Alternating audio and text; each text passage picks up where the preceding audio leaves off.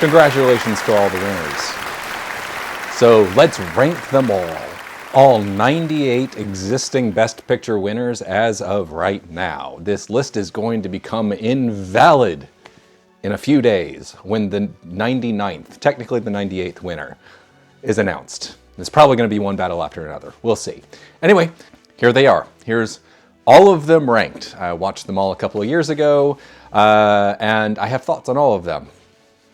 Let's see if I can do this in less than 3 hours. Number 98 is Cimarron. This movie is terrible. This is quite easily my least favorite Best Picture winner, and it is kind of a complete mess of a story. It's essentially a series of loosely connected vignettes that are supposedly centered around a single individual who travels west to Oklahoma to capture the land rush, and he ends up owning a newspaper. He disappears for 20 years. His wife takes over. The last third is all about Indian rights, even though it's never really been considered throughout the first hour. And it's just, the acting is wrong. It's being acted like it's a silent film, and this is an early sound film. It's just, I don't understand this win. It is a very impressive physical production. It recreates kind of early Osage, Oklahoma. The land rush is actually quite large and impressive, but even if quality of the film was kind of a secondary consideration, I don't understand the appeal of this one. This movie is awful. Number 97 is Broadway Melody. This movie is just, it's bad. It is the very first sound film that won Best Picture, and let's be honest, the vast majority of early sound films were awkward. Ernst Lubitsch could make it sing and dance with ease, seemingly with ease, but almost no one else could. John Ford fell on his face in his first sound film. And this one is just awkward beyond all measure. It's a musical, but the music is actually not well presented. It has some mainstay songs that actually became more famous later, but ultimately it's just this very stolid, unconvincing little melodrama musical that just doesn't really connect on any real level. It's mostly kind of boring, and just watching the very awkward sound design play out is kind of the only real interesting thing about it, and you're watching something of a complete disaster on that front. So it's not as bad as Cimarron. It's sort of competently told on a very base level, but ultimately nothing's interesting, and you have to push everything aside for these bad musical numbers consistently. It's really not worth it. Number 96 is Gentleman's Agreement. Now, this is a movie with its heart in the right place, but absolutely no sense of storytelling. It is polemic and kind of nothing else. It's filmed by the great Elia Kazan. It has a surprisingly strong central performance from Gregory Peck. But ultimately, this is a story that doesn't understand how to integrate its message with its drama. I keep thinking of a late stage moment where Peck is confronted with the terrible news that his good war buddy friend, played by John Garfield, who is Jewish, can't find a job. He can't find an apartment in New York, and he's so mad about this, and he's going to go make it right. And so what does he do? He goes to the resort where where Gregory Peck and his wife are going to have their honeymoon, and pretends to be Jewish. And then he tries to shame the clerk. It makes no sense. Yeah, it is ultimately kind of fighting the same fight, but dramatically there is no connection between John Garfield's problems with his potential landlords and Gregory Peck's inventing himself as Jewish to his resort's management. It is so bizarre, and it's kind of all like this, where the dramatic bits just don't connect. You end up just kind of speechifying half the time. It is deeply uncompelling as drama. I don't like it. It's probably Elia Kazan's worst movie, and it won Best Picture. Number 95 is The English Patient. And yes, I'm exactly like Elaine Bennis. I find this movie trite and unconvincing. It is elegantly made trash. It is deeply unconvincing dramatically, but it is filmed absolutely beautifully. It is one of the most beautiful bad films in the world. And it is, of course, a testament to Harvey Weinstein's ability to buy Oscars. Not that I'm saying that the people who like this movie don't like it. There are actually some good things to say about it. It's told in two different halves. The earlier half is a flashback to when Ralph Fiennes was a younger man in the lead up to World War II. Everything to do with that is awful. It's moral relativism at its absolute worst. It is, tearing apart a marriage for like no reason. It is just, and the characters are like shockingly thin. There are giant, like, missing portions of narrative in order to like make the story convincing. But then the other half is set in Italy post-war. And it's nicer. You've got Juliette Binoche, who has this nice little romance. And, that part alone, I would actually be pretty okay revisiting from time to time. But since it's only like a third of the overall film, and the rest of the film I kind of hate, this movie just ends up being like one of the worst Best Picture winners. I genuinely dislike it. I find it deeply unconvincing. I find it a little bit offensive, and I just don't like it. It's kind of trash. Number 94 is Nomadland. Now, this is a movie I should like, I think. Chloe Zhao is like an acolyte of Terrence Malick, and I adore Terrence Malick, but I think Chloe Zhao doesn't understand Malick at all. Malick probably disagrees. Malick wrote a very nice letter to Zhao about her most recent movie, Hamnet, so I imagine he likes this, but I just find this deeply, like, boring. Frances McDormand plays a kind of a nomad who goes from job to job in order to just kind of make a living and be disconnected from everything. But she, like, is kind of not a character. She's essentially just a vessel to hear other people talk. And, the other people describing, like, what attracts them to the lifestyle is interesting. And some of it is actually filmed quite nicely. But Chloe Zhao's, like, obsession with natural light is kind of misapplied really badly to where things become just hard to see. Natural light inside buildings is hard to do right, and she does it consistently wrong. It's really weird. And on top of that, I don't think there's any sort of like strong through line throughout the entire film. McDormand has like some sort of nascent romance with David Strathairn, which is like whatever. It's kind of so minimal that it doesn't really matter. And I find the film kind of deeply just uninvolving. It's one of those things where I'm just like, I don't understand why people like the film. It's just kind of boring. Number 93 is Dances with Wolves. And I'm going to be honest, this movie bores me to tears. It is often very, very beautiful. Kevin Costner has the good sense of just filming outside. And it's something I wish more people would just do in general, because putting a character on like the left third of a screen and then the rest of the screen is nature can be gorgeous, and he does it a lot. However, I find this story deeply, deeply unconvincing.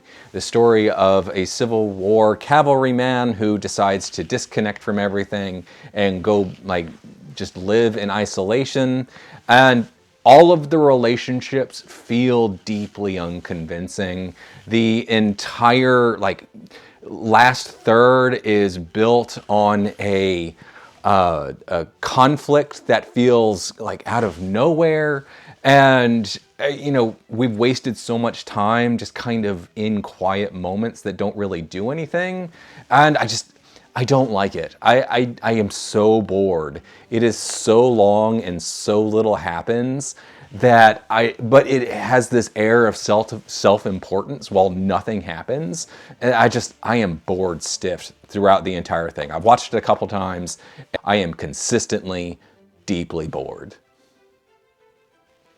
Number 92 is The Shape of Water. And this pains me. I don't like this movie, but I love Guillermo del Toro.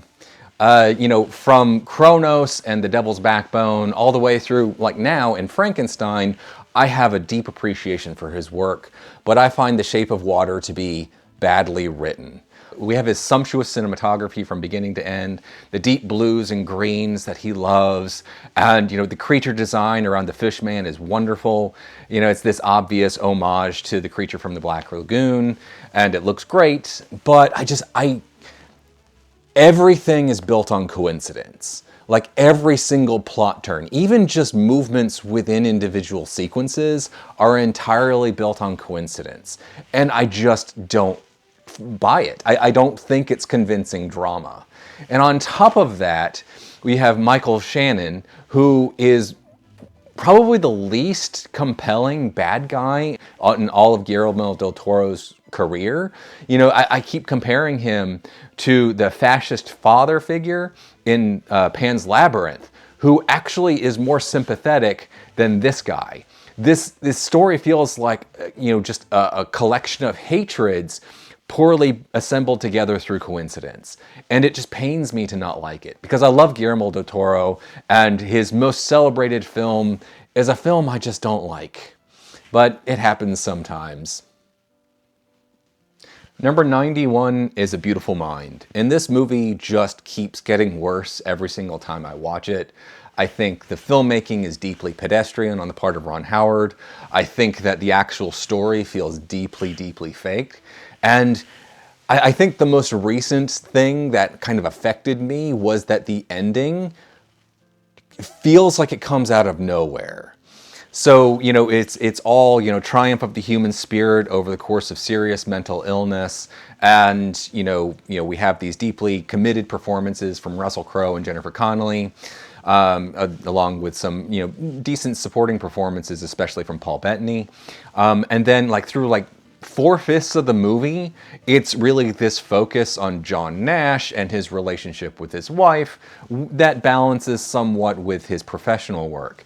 And then the last, and it ends that part with, Jennifer Connelly with Mrs. Nash saying, we're going to find a way through this together. And then it jumps forward 30 years to where he's just a respected academic, and who makes jokes about his mental illness, and everyone is giving him their pens, which is kind of an invented thing that they created for the movie. And it's just it kind of comes out of nowhere. It's like the actual buildup of him reestablishing his academic side is completely skipped over, and it just rubbed me the wrong way. So I find the movie deeply unconvincing. And then the ending just kind of irritates the crap out of me. I think we need to accept the fact that A Beautiful Mind is a bad movie. Number 90 is Ordinary People. Now, this is kind of the movie that I assume where just actors decided in the Academy, we're definitely going to make the awards about us. It was directed by Robert Redford. It is all about performance. And I think it's just kind of boring. I don't quite think it's bad. The performances are really good. It actually looks pretty good. But ultimately, it is based on psychotherapy. And psychotherapy as used in drama always, always, always feels fake to me, especially here.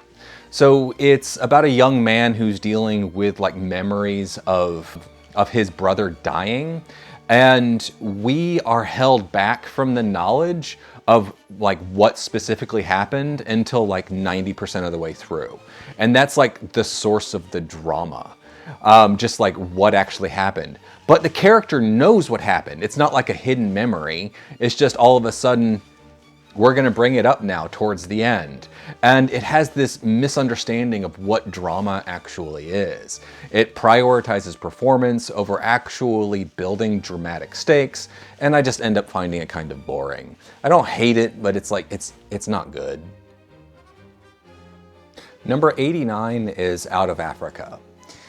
Sidney Pollack's movie of the story of a real woman's life feels like the stuff of a Harlequin romance novel, not high art. And the movie is filmed like it's high art. That disconnect really irritates me. So it's the story of Meryl Streep, a Danish woman who marries a man and moves to Africa. but the man gives her syphilis. She goes back home for a while to recover. When she comes back, she starts an affair with Robert Redford, who she had met upon her first journey to Africa. And the actual romance part, all right, aside from the fact that this whole thing is built on the fact that the woman got syphilis and had to go back for a few years, which is just trashy romance stuff, I don't buy the romance between the two leads, like, at all. I mean, completely understand why Meryl Streep falls for Robert Redford. You know, he's the rugged individual, untied to place. He's kind of a male ideal. I do not understand why he falls for her. She's naggy, she's kind of plain, and she seems to want nothing to do with his lifestyle. I don't buy the romance in the least. Pollock films it beautifully, much like Dances with Wolves. He films a lot outside, which really helps. But ultimately, I don't buy the romance. It's trashy romance stuff, and I can't get into it. Number 88 is Platoon. Now, some people are definitely going to be mad at me about this, because I have always found this movie deeply unconvincing. So Oliver Stone kind of took his real world experience living in Platoon, and he decided to make a movie about it, but it really feels like he filtered it through like comic book logic, where the contrast between Charlie Sheen's two father figures, played by Willem Dafoe and Tom Berenger, are so stark that it's like, you know, he might as well have like a devil on one shoulder and an angel on the other.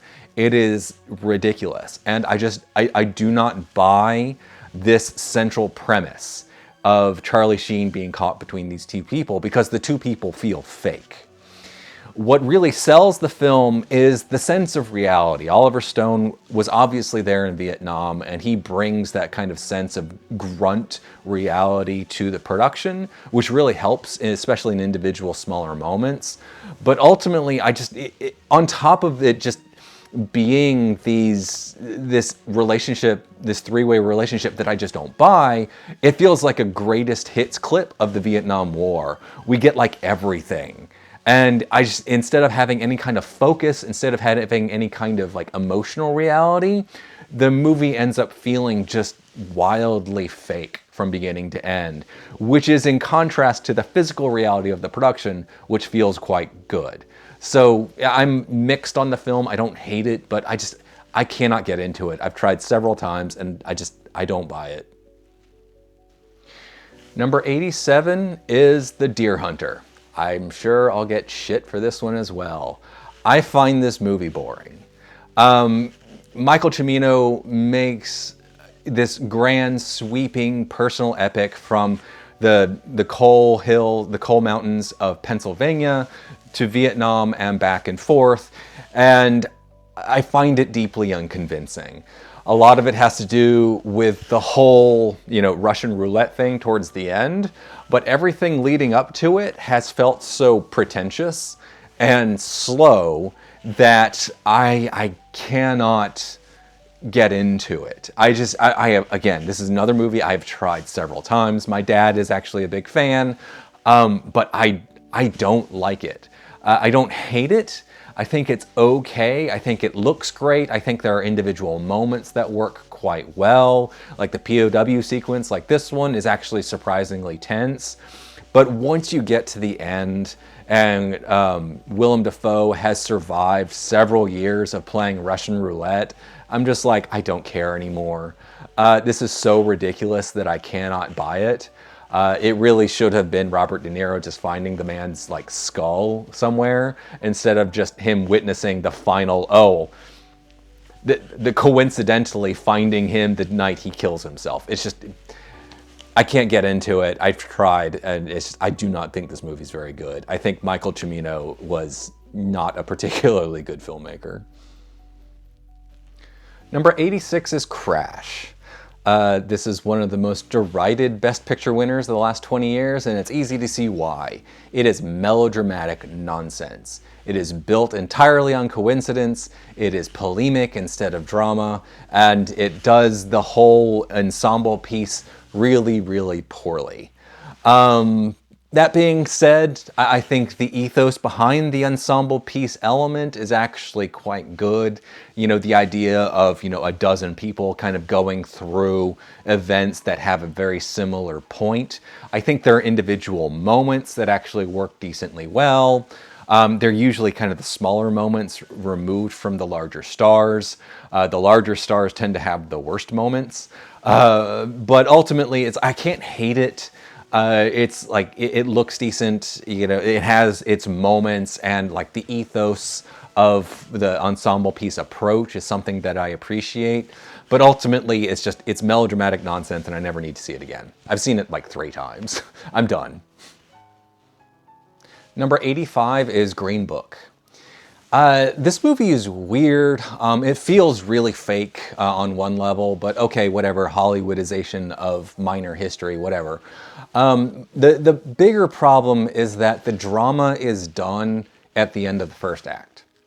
Viggo Mortensen plays a slightly racist Italian who is hired by Mahershala Ali, you know, a concert pianist, to drive him around on his tour, which takes him into the Deep South in the early 1960s. And at the end of the first act, Viggo Mortensen is defending Ali's honor in an Indiana concert hall. He's demanding exactly what Ali needs in the concert hall because Ali deserves respect. And there goes the drama. It's all done. Everything else after that is pretty much just travelogue with small moments here or there that kind of challenge them. It is kind of dull. I don't really like it. I find it mostly unconvincing and kind of dull. Again, that being said, we're kind of into the mixed territory. The performances are actually really good. Viggo is actually very good. Ali is very good. That first act or so is actually pretty decent, but ultimately it's just, I don't understand the appeal of the film. It becomes dull as dishwater after a certain point. Number 84 is Around the World in 80 Days. This movie is just lethargic. It's oddly long. It is a travelogue, but there's absolutely no sense of urgency from anyone involved until like the last 20 minutes. And we're talking about the last 20 minutes of a 3-hour film. What are we doing here? So David Niven plays Fogg, who is a British kind of aloof gentleman who takes on a bet to go around the world in 80 days, which honestly wouldn't have been that hard in the 19th century. And everything just kind of feels wrong from the very beginning. They get to Paris, and he has to keep going east. So, you know, he has to keep going towards Germany and then Russia. And instead of just, you know, taking a train, they miss the train. They miss the train to Marseille. So they, you know, take a hot air balloon, and they end up getting swept west to Spain. And Fogg doesn't care. It's just like, oh, okay, we're gonna have some adventures in Spain now. And this complete lack of urgency undermines everything. It becomes this extremely loose travelogue across the world. Individual events have their moments. A lot of it is very pretty. So, you know, if you were to pull out individual moments and just watch them, you could get some mild entertainment. You know, David Niven is always entertaining, you know, in that sort of mild, genteel British way. But ultimately, the film is just limp for 3 solid hours, and it doesn't work. However, it is very pretty. It does have individual moments, but ultimately, this is just a movie where I go, why did this win? Number 83 is The Great Ziegfeld. This movie is essentially 2 movies in one. On the one hand, we have the biopic of Ziegfeld, played by William Powell, and on the other hand, we have recreations of the Ziegfeld Follies. And one is far more entertaining than the other, and it's not the biopic side. The biopic side is thin and unconvincing. It is every biopic trope, including taking a central, complex, interesting person and sanding him down to nothing interesting and kind of carrying along for 3 solid hours. The other side, the Ziegfeld Follies, it's just, you know, recreations of some of his biggest things, and it's actually quite entertaining. You know, you have 5 minutes at a time where you just get to see pretty girls dancing in complex sets with complex costumes, and it's entertaining slightly for a little bit. I don't want to slag on Powell. He does everything he can with the material, but the material on the biopic side is just so minimal that it kind of doesn't matter. It's not a convincing portrait of Ziegfeld at all, and I just ultimately find the film as a whole a bit of a mix, but ultimately just kind of dull and overlong. Number 82 is The Greatest Show on Earth. And this movie is, it's overstuffed and overlong. It is an hour-and-a-half movie stuffed into 3 hours, and it just, so much of it doesn't work. So we have so much spectacle of the circus that the actual dramatic side is deeply, deeply underserved, and a lot of the melodrama on the actual character side doesn't really make sense. There's a love triangle between Charlton Heston, who plays the guy who actually runs the day-to-day, the trapeze artist, and a woman, and the entire love triangle is deeply unconvincing because Heston is completely uninterested in the woman. So it's like, why is this even here? However, there are good things. I mean, some of the spectacle is fine, but really the core of it is a kind of a small subplot of Jimmy Stewart, who's, I believe he's uncredited in the film. He plays a clown who is hiding from police, and he actually has like really solid moments of pathos, especially towards the end.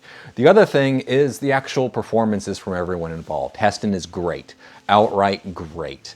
And he just kind of owns every scene he's in. He's absolutely fantastic. Gloria Graham is actually always really fun to watch. She was a wonderful performer. She was kind of messed up in the head, but she actually was a good performer.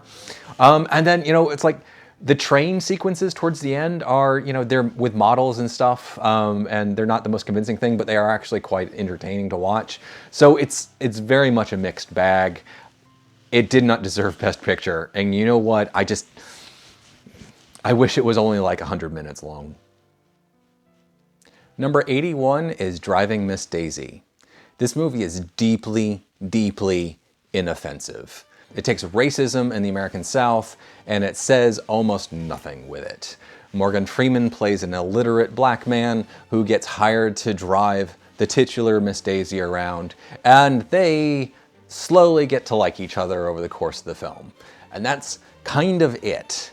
Very late, there is a push to make it, topical in a historical sort of way by bringing in the speeches of Martin Luther King Jr., but it is so like thin and who cares that it doesn't actually deepen any of the material, and we're just left with, oh, it's really nice that the little Jewish lady and the illiterate black man became friends.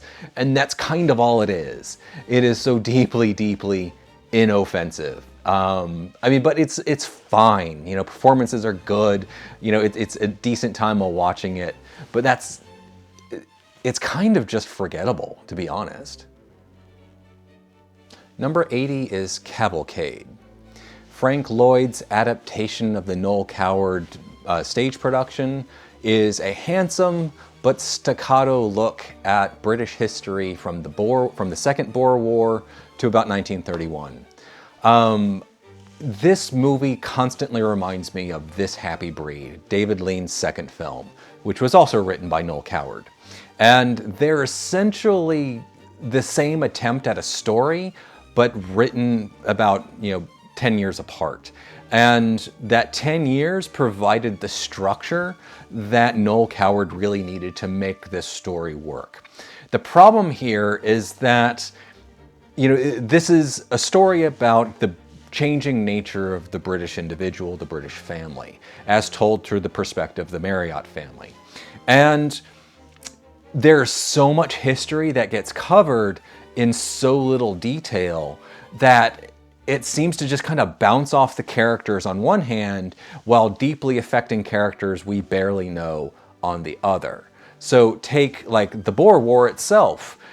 Someone goes off to the war and then minutes later they come back and nothing's changed about them. Or you take World War I, where they have 3 sons that all go to war. We've literally just gotten to see them as adults for the first time minutes earlier, and then they're all dead. So, these characters that we don't actually really know that well are suddenly gone, and they're supposed to have this great deep impact. And then there's like no ending to it. You know, it starts with the end of the Great Depression. So it's like, where's this heading? It's like, it feels like Noel Coward is trying to dramatize the British character in the middle of a transition, but he doesn't know where it's going. And This Happy Breed actually has the end of that transition, which is the build up to war. So This Happy Breed is a better film. That being said, this movie is handsome. It has moments. I don't hate it. I find the ending interesting, but not really successful. And in the end, this is just kind of a middling fare. The production is impressive, but ultimately, I don't think it works. It's not good. Number 79 is CODA. Now this is a triumph from the fact that Apple was able to buy an Oscar off of it. And it's okay. It is essentially a Lifetime movie and released by Apple. It doesn't even have grander ambitions than that. It is the story of a young girl who is the daughter of two deaf people. They live in Massachusetts, they're fishermen, and she has dreams of becoming a singer, and it's just all about her fulfilling her dreams of being a singer. It is nice. It has almost nothing to say about the deaf experience. It has almost nothing to say about like humanity. It's just this nice tale of a girl kind of overcoming where she came from and getting the people to love her, to accept where she wants to go. And that's kind of it. It's flatly directed, it's colorful, there's some nice location stuff, but ultimately this movie is just, it is so light and so thin, but it's like moderately entertaining. It really feels like top tier Lifetime movie stuff and not stuff that should be competing at the Oscars. So hats off to you, Apple. You bought it. Number 78 is West Side Story. I'm probably gonna get shit for this too. I used to absolutely hate this movie when I was like a teenager, and then I revisited it for the first time in like 20 years, a couple years ago, and it's okay. My problem actually stems from Shakespeare. I don't think Romeo and Juliet is a particularly good Shakespeare play. It feels artificial in certain ways, and you know, the entire romance just has never really like hit me that well in Shakespeare. Now, transporting it to, you know, New York and the gang scene, you know, with dancing, is an interesting choice. And because the story gets replaced with things like, you know, what it means to be an American, like in America, and just kind of a lot of singing and dancing that squeezes out a lot of the story, I think it actually ends up making the story problems I have in Romeo and Juliet worse, where characters are even thinner, making choices that I don't buy, that I buy even less. So that being said, it's not like it's a terrible story. I never quite buy it. You know, they're kind of missing a Friar Lawrence who's a real bad guy in the original play. But ultimately, what sells this film is the singing and dancing, and Robert Wise manages it incredibly well. The singing and dancing is great, and it's like half the movie. So I have to give it props for that. But underneath all of that spectacle is a story that I just can't buy, because I can't buy it in the original either, and this does nothing to improve it. Plus, the ending where, you know, it becomes a speech from Maria, who's the Juliet character, instead of just, you know, like kind of people watching their dead kids, both sides of them watching their dead kids, just kind of deflates the ending as well. Still, the singing and dancing is really good. Number 77 is Gladiator. Another one I'm gonna get shit for. I'm actually a huge Ridley Scott fan, and this is just one of those movies that I can't quite get into. I want to, but I can't do it. And the problem ultimately stems from the fact that they were rewriting the film during production, and I think that creates a certain kind of effervescence around a central point that really undermines a lot of it for me. The movie is deeply self-serious. There's almost no sense of levity throughout, and I think that actually undermines the film. I'm not afraid of like deeply serious films, but this is an action-adventure film. You know, give us some levity every once in a while. But then there's the concept of the greatness of Rome that is the central reason everyone is fighting. It is never, ever defined. It is challenged once, and it is defined as an idea. Why is Maximus fighting? Is it just the revenge? If it was just the revenge, I would actually be better with the film.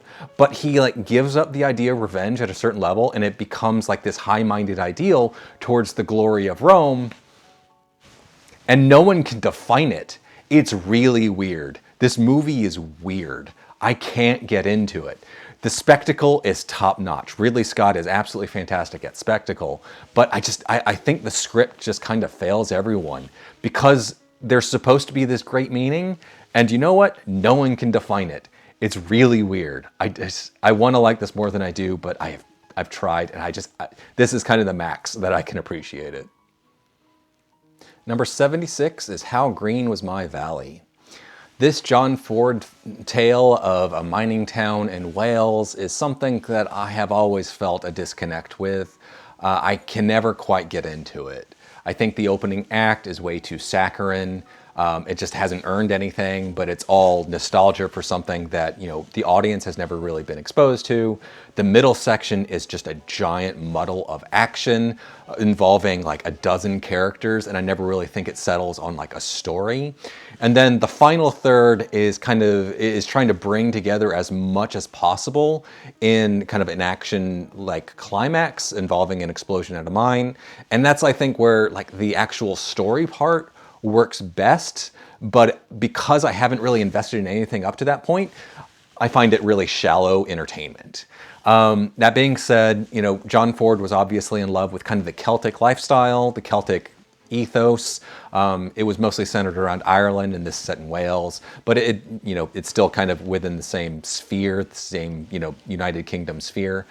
And it looks great. John Ford was an absolutely fantastic technical filmmaker, and this movie looks amazing from beginning to end. That ending in the mines looks beautiful. The town is just this beautiful framing, which really calls to mind his German expressionistic influences.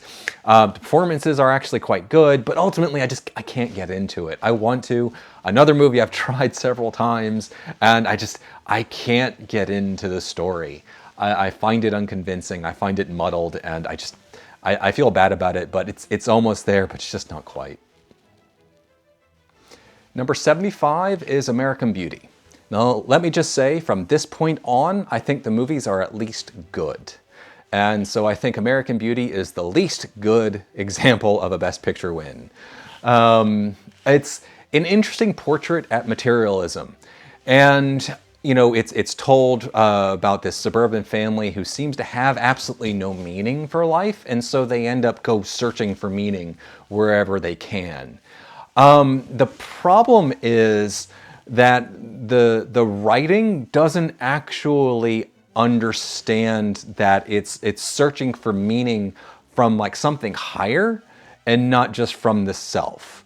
So Kevin Spacey's character becomes obsessed with a teenage girl, and, you know, why not? Because, you know, he's just looking for something other than, you know, just consumerism. And then he decides not to do it. Why does he decide not to do it? The movie doesn't have an answer. He just suddenly decides not to do it. You know, it would make him happy. He says so, but he just decides not to do it. So the movie is a critique of materialism, but it doesn't actually have a solution, because ultimately the critique comes from a place of materialism. And so it's essentially saying this materialism is wrong, replace it with this materialism, but the materialism has no real bounds, no real moral bounds. So when Kevin Spacey in the end says, I'm not going to do this, it's like, why? What you've presented is the fact that there are no moral bounds. And so I don't think it's a failure that way. I don't think it's intended to be interpreted that way, but that's how I interpret it. I find it interesting in that way. And it's beautiful. This is Sam Mendes' first film, and it's gorgeous to look at. Performances are really good. And I really find the actual point to be different from what I think is intended, but ultimately I find it interesting. I don't find it involving, I just find it interesting. So I'm a mild fan of this. Number 74 is Midnight Cowboy. Now, I find this mostly interesting as a time capsule of New York City in 1969. It is the story of two characters. One is played by Jon Voight, who is literally an idiot, and the other is played by Dustin Hoffman, who is an awful, awful person and who is slowly dying. And it becomes these two people who become codependent on each other because Dustin Hoffman is dying and needs someone to take care of him, and Jon Voight kind of has no idea what he's doing, and Dustin Hoffman is street smart. So they become dependent on each other. And I kind of hate both of them, but like the time capsule elements are actually really, really interesting. Another interesting thing is that the film was actually fairly explicit in terms of sex for the time. It actually got an X rating, and it won the Best Picture Oscar while it had the X rating.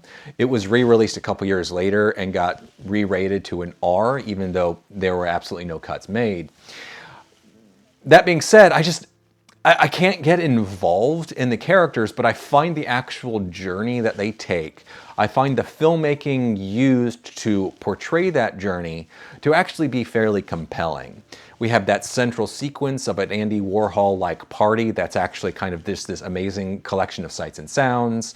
We have these wonderful use of flashbacks to imply what drove Jon Voight away from Texas. We have this use of buses at the beginning and end to imply kind of like journeys towards promised lands. It's obvious this was adapted from a well-written book. I don't like the characters, and I can't get invested in them, and so the tragedy feels empty. Other than that, it's interesting. Number 73 is Terms of Endearment. I would like this movie a lot more if there was no cancer in it. It's not like I am offended by cancer as a topic in movies. It's just that it always kind of feels fake, especially when it's introduced very late.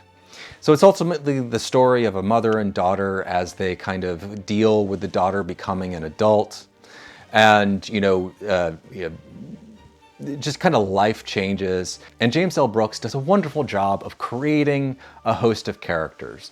They're likable and they're fun. I really like all of the characters. They work incredibly well. Jack Nicholson is used incredibly well. And the problem is, when we get to that cancer diagnosis at the ending, we are going from like light comedy and light drama to just high drama. Just all of a sudden, we're veering off to the side into high drama. And so I end up alternatingly rolling my eyes at people crying and kind of genuinely laughing with the people. I think the cancer diagnosis thing is a giant problem with the film, but I think Brooks's writing and directing with the actors is good enough throughout the rest to not let the cancer stuff really completely sink the film. I liked the film. I think it's pretty good. I just think like it could have been greater if it had like aimed a bit lower in terms of the dramatic intensity scale. Number 72 is The Hurt Locker. Catherine Bigelow's look at bomb disposal units in the Iraq War is alternatingly really tense and realistic and incredibly, incredibly fake and manipulative.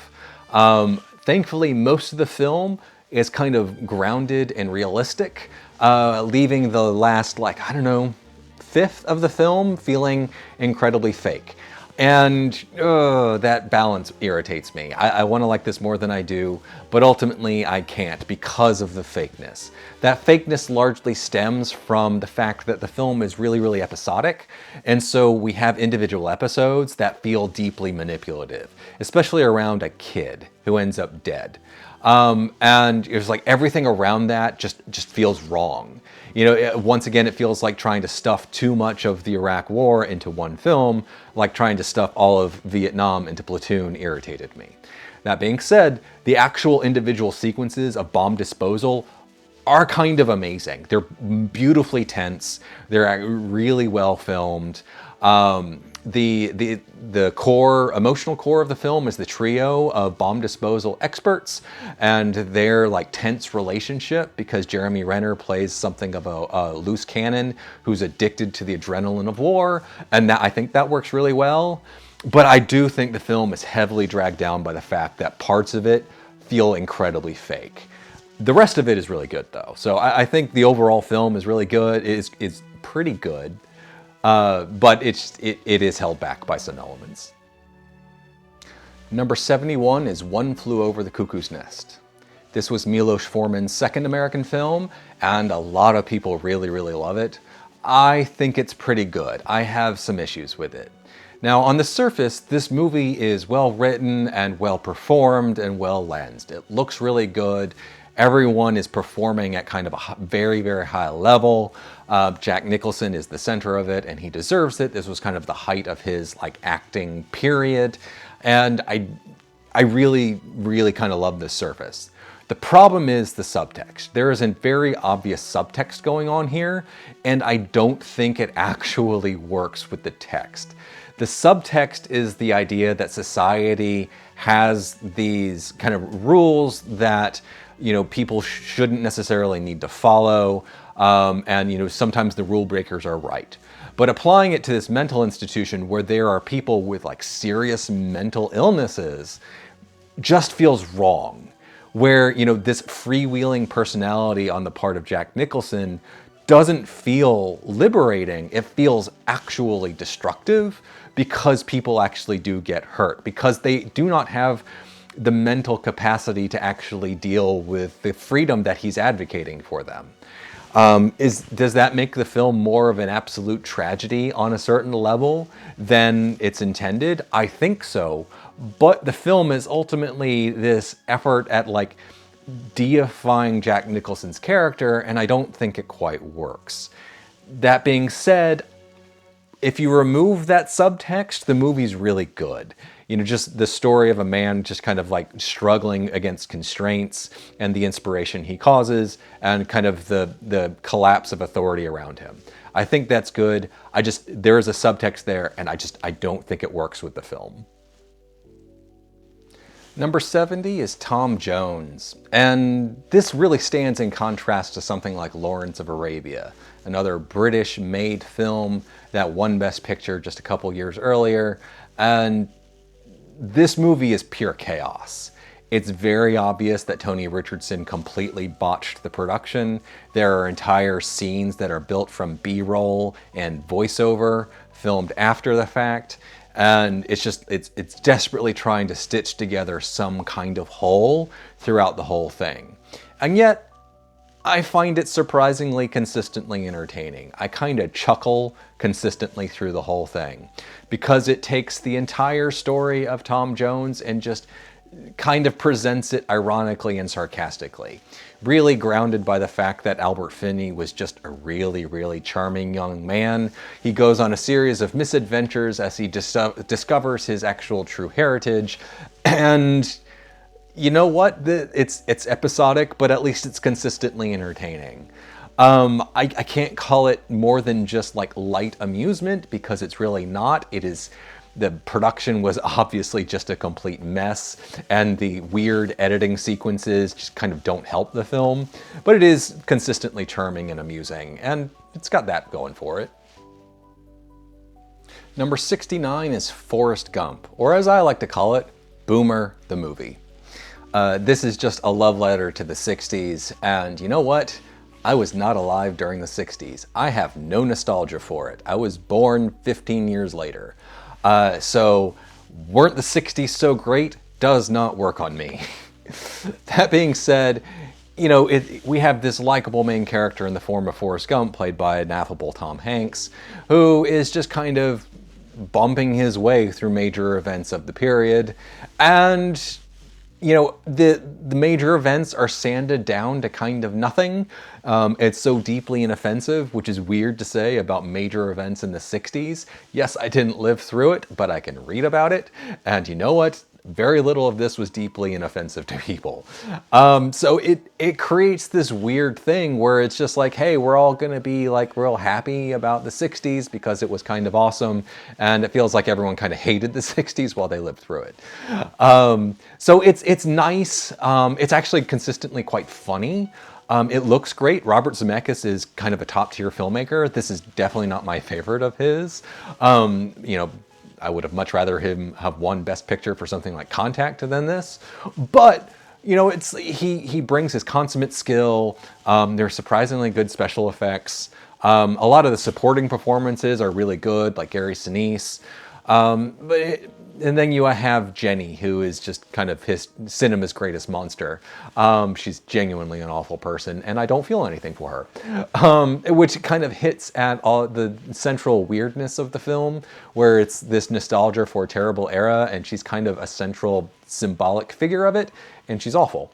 That being said, it's amusing, it's light. I don't take it very seriously. I'm surprised people do, but whatever, it's fine. It's pretty good. It's not Zemeckis' best, but it's pretty good. Number 68 is In the Heat of the Night. This is a murder mystery where the murder mystery doesn't matter, because the central point of it is the relationship between our two main characters. Rod Steiger and Sidney Poitier play, very different people brought together on a murder investigation. Poitier is a policeman from Chicago. Steiger is a local policeman in the Deep South. And, obvious racial tension between them. And it's kind of an actor showcase where they really get to show off the fact that they can act and they have things to do. It's a relationship built between the two of them across racial lines in challenging circumstances. The problem I have is that the actual murder mystery thing, the entire plot, is limp and kind of predictable. There's no real mystery to it, and a lot of the tension, especially later in the film, is built on it. I find it deeply unconvincing, but the movie is really saved by the fact that the two central performances and a lot of the supporting performances are really, really good. And the actual writing around them is also really good. These aren't just like disconnected performances. It's performances grounded in writing, but the writing isn't complete. The writing is just, it has this mystery that doesn't matter, and I just wish the mystery was better. Number 67 is Mrs. Miniver. Now, this is honestly one of William Wyler's least films, and that is just a testament to William Wyler's talent. I think he made 25 films better than this. That being said, the movie is like two movies in one. On the one hand, it's the home front war. It's centered around the Miniver family, mostly, the matriarch of it, as she tries to, kind of make life happen as the early days of World War II break out. And this stuff is actually really, really compelling. You've got, Dunkirk is a big part of it, and it works really well. There's a great scene with a German who kind of shows up on her property. It's really wonderfully tense. And then there's a bunch of stuff about a flower show. And the flower show is really kind of a portrait of the different classes within Britain, where, the rich landed woman who runs it always wins, and, she's up against the train porter who has a wonderful rose, and is she going to do the right thing and let him win because he has the better rose?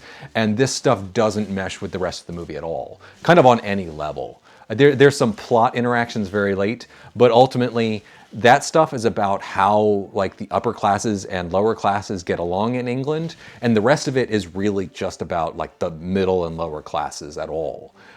So it's weird about how the two elements don't mesh. However, the actual portrait of the home front of the war is deeply compelling. But I think it's pretty obvious that this film didn't win Best Picture because the Academy thought it was the best movie of the year. They thought it was important for the time. It's still pretty good, though. Number 66 is La La Land. Wait. Number 66 is Moonlight. Barry Jenkins' semi-autobiographical tale of a gay man growing up in Miami. I find the movie handsome and admirable, but kind of distant and not that involving. It is, the problem is ultimately the fact that his central character, Chiron, is really, really inward and barely talks. He barely talks to kind of anyone. So there's no real way to kind of get inside his head and figure out who he is as a person beyond closeted gay black man. And that's kind of a thin reed to hold an entire movie on. And when he does eventually speak as an adult late in the film, he ends up just kind of speaking in generalities. It's nothing specific. So like the actual story, I can never quite get into. That being said, it is very handsome. The performances are actually quite good. You know, especially from Naomi Harris, who plays the main character's mother, and Mahershala Ali, who plays kind of a father-like figure early in the film. You know, the performances are quite good. Harris is very showy performance, but it's like they're good performances. I can't quite actually like get involved because the actual main character is so distant. He's distant from the world and he's distant from the audience, and I just can't get into it. But it's handsome and I admire it and it's pretty good, but ultimately I can't get into it. Number 65 is All Quiet on the Western Front. Subtlety, thy name is not All Quiet on the Western Front. This movie is not going to let you miss its message that war is hell. And I think it's a heavy detriment to the film, because I think outside of that, the film actually presents the message dramatically and cinematically really, really well. You know, so it's the story of a group of young German boys who get called up into war. Well, they get caught up in the war fever and go volunteer to join the war effort, and they get stuck in trench warfare. And the portrait of trench warfare is beautiful and harrowing. It is great. This was part of Carl Laemmle Jr.'s large effort in the early 30s to kind of legitimize Universal as a studio. It is in line with the adaptations of Dracula and Frankenstein to take literary, technically stage adaptations, and present them in big, ornate, handsome ways. And it succeeds. The production itself is amazing. The problem is, later on in the film, things just turn into polemic, where people are literally saying the message, and it just gets tiresome. It's like, I've gotten it. The movie sold it well enough. I completely buy it. The other little problem I have is that the central character, Paul, is really just kind of one of half a dozen faces in the beginning, and so we have trouble latching onto him as a character in the beginning, so that when like the rest of his friends kind of die out and disappear, he's not as singular as I think he should be, so just kind of highlighting him earlier would have helped. That being said, the production is really impressive. I wish it was a bit more subtle about its message. Number 64 is Everything Everywhere All at Once. Now, this movie just captured the imagination of a generation a few years ago, and I kind of get it. It is essentially just the hero's journey as described by Joseph Campbell, but given this very unique skin in the form of a middle-aged woman played by Michelle Yeoh, who becomes the hero in a multiverse setting against her own daughter while dealing with nihilism.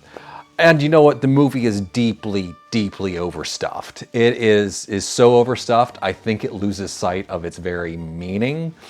I do think there's meaning there, but I think there are actually different subtextual ideas that are in competition with each other.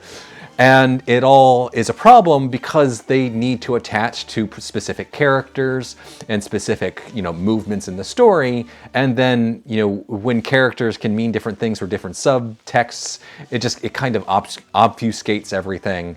And I kind of find that part of it frustrating. That being said, it is actually really fun. It's just kind of a really fun movie that just moves very quickly and has a lot to do and is constantly trying to find ways to entertain you.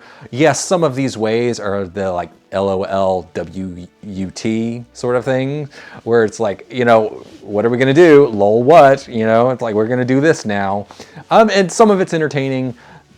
Some of it's not as entertaining, but it's kind of like Airplane, where it's just like there are gags and gags and gags. You don't get one, you'll get another in a few minutes or a few seconds. And I think it really does help carry the film. But ultimately, this movie is fully carried by Michelle Yeoh, and she is kind of fantastic in the central role. She's great. The supporting cast is very good.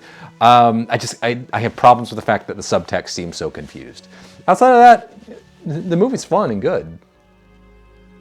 Number 63 is Argo. And you know what? Ben Affleck is a pretty solid director. He tends to make pretty good movies. Not everything's good, but Most of them are. And this is a pretty good one. I think it's marred by the fact that there are too many characters and no one really actually has like time to develop as anything. Ben Affleck plays nominally the main character and Mendez, but he's really just kind of a business-like CIA agent.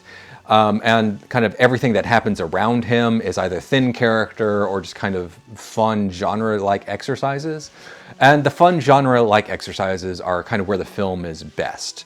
Especially like the first 2/3 of the film. It's just this solid creation of a place in Tehran in the 70s, a situation, a bunch of CIA operatives behind enemy lines, needing to escape, and then like getting in through the Hollywood facade and then getting out.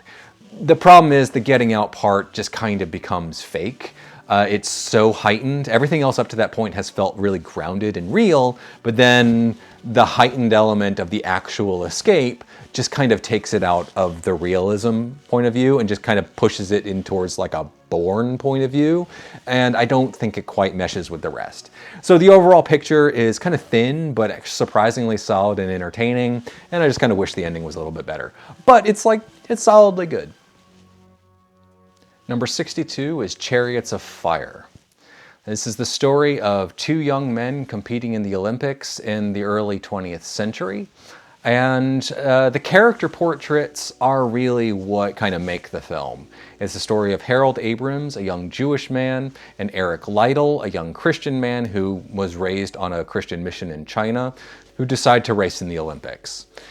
And the whole issue I have with the film is that it's kind of dramatically inert. The portrait of the two men is very specific and well drawn, but the actual drama around them seems kind of thin.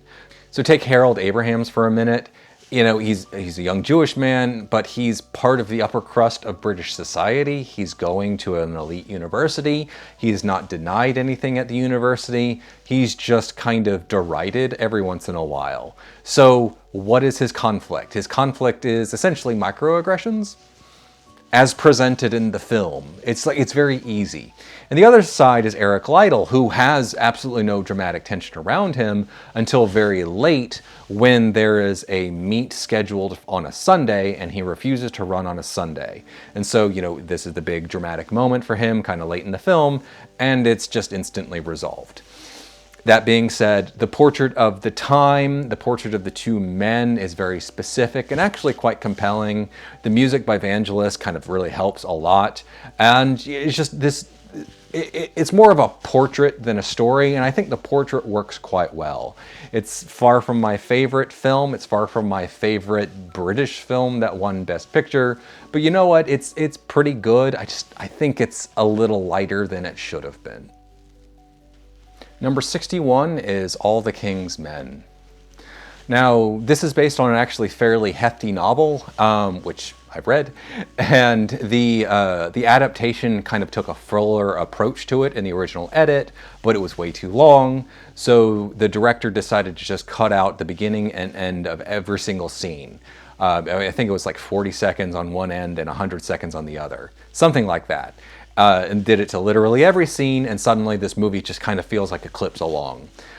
I don't think it was a great choice. It makes the movie feel like really fast, but like the book is surprisingly like reflective and quiet, and I kind of get the sense that's what the movie was supposed to be. It's the story of Willie Stark, a very obvious stand-in for a particular Louisiana governor, who is deeply, deeply corrupt, but deeply, deeply dedicated to the benefit of the people. And it's told from the perspective of Jack Burden, a reporter. And in the book, Burden is just kind of an observational figure. It's told from his point of view. And, there are actual bits of drama that he's involved in, but ultimately he's just kind of an observer. And I don't think that translates that well to the film, where he becomes more of a focus. We're not looking outside of his eyes, we're looking at him, and he's not really the focus. It's Willie Stark. And Broderick Crawford plays Willie Stark amazingly well. It's like he's a marvelous central performance as the deeply corrupt Willie Stark, and it's kind of great to watch. I just feel like the clipped nature of the film doesn't help things, and we end up weirdly focused on Jack Burton instead of where it should be. Ultimately, though, it's pretty good. Number 60 is Birdman, or The Unexpected Virtue of Ignorance. And this is a director's showcase. Alejandro Inarritu is just showing off from beginning to end that he can move the camera everywhere. The Oneer just doesn't impress me very much because it's all very fake, but whatever. And you know what? It's anchored by performance, and the performances are mostly really, really good. There is one exception, and Michael Keaton has this moment somewhere near the middle where he gives a performance in kind of a private setting, and it's supposed to be so convincing that it convinces someone else of genuine emotion, and I didn't buy it for a second. I mean, Michael Keaton is good kind of everywhere else, but that one moment is just weirdly out. It's just like, that was a bad take, do another. The other issue I have with it is more major, and it's the fact that the movie's incredibly obvious. It's about trying to be your true self in between different outside forces, and the movie will not let you forget it. They will not let you miss it. It is kind of obvious from the beginning, and it never really lets you forget it. And you know, the fact that it's a movie about actors just being actors is not the most compelling thing in the world to me. I completely get why it won Best Picture. Actors are a very big part of the Academy voting block. But ultimately, I find it a technical marvel, well performed, obvious, and ultimately about a subject I don't really care. Number 59 is Chicago. So over the first 3 times I watched this movie, I had very different reactions. The first time was, this movie is toe-tappingly fun. The second time was, this movie is about awful, awful people. The third time was, this movie is about awful, awful people, and it's toe-tappingly fun. And that's kind of where I have settled. It is a toe-tappingly fun movie about awful, awful people. And so it ends up being kind of empty spectacle, because the portrait of these people is just, it's not the most compelling thing if you were to take this movie and just tell it straight without musical numbers. I really think no one would want to see it, because Roxy Hart is an awful central character. She's terrible. But if you put her in song and dance numbers where she gets to cover up her awfulness by dressing up in slinky dresses with Renee Zellweger and singing about it, you know, it's more fun that way. And, you know, you really feel the kind of the theatrical roots of this, where it's all about the spectacle and you're not really supposed to think about the story that much. And on that level, I find it a mild success. It's fun that way. It's pretty good that way. I can't get invested in it because everyone's awful. The good guy, the one good guy played by John C. Reilly, is so pathetic that he's not really rootable. But ultimately, it's like, it's fun as it is. It's not great, but it's fun. And you know what? It beat The Pianist. Whatever. Number 58 is Going My Way. So in the middle of World War II, the Academy gave up awarding movies explicitly about World War II and gave it to a nice little Bing Crosby musical directed by Leo McRae. And Leo McRae was well known for making extremely loose comedies, and that's what this is. It is an extremely loose tale of Bing Crosby, a young priest being sent to a New York parish to help an older priest get the finances in order. And, you know, there's no real story. It's essentially a series of subplots that kind of intersect every once in a while. And what really helps the film is the fact that McRae really understood how to make individual sequences warm and fun. That was kind of what he was best at.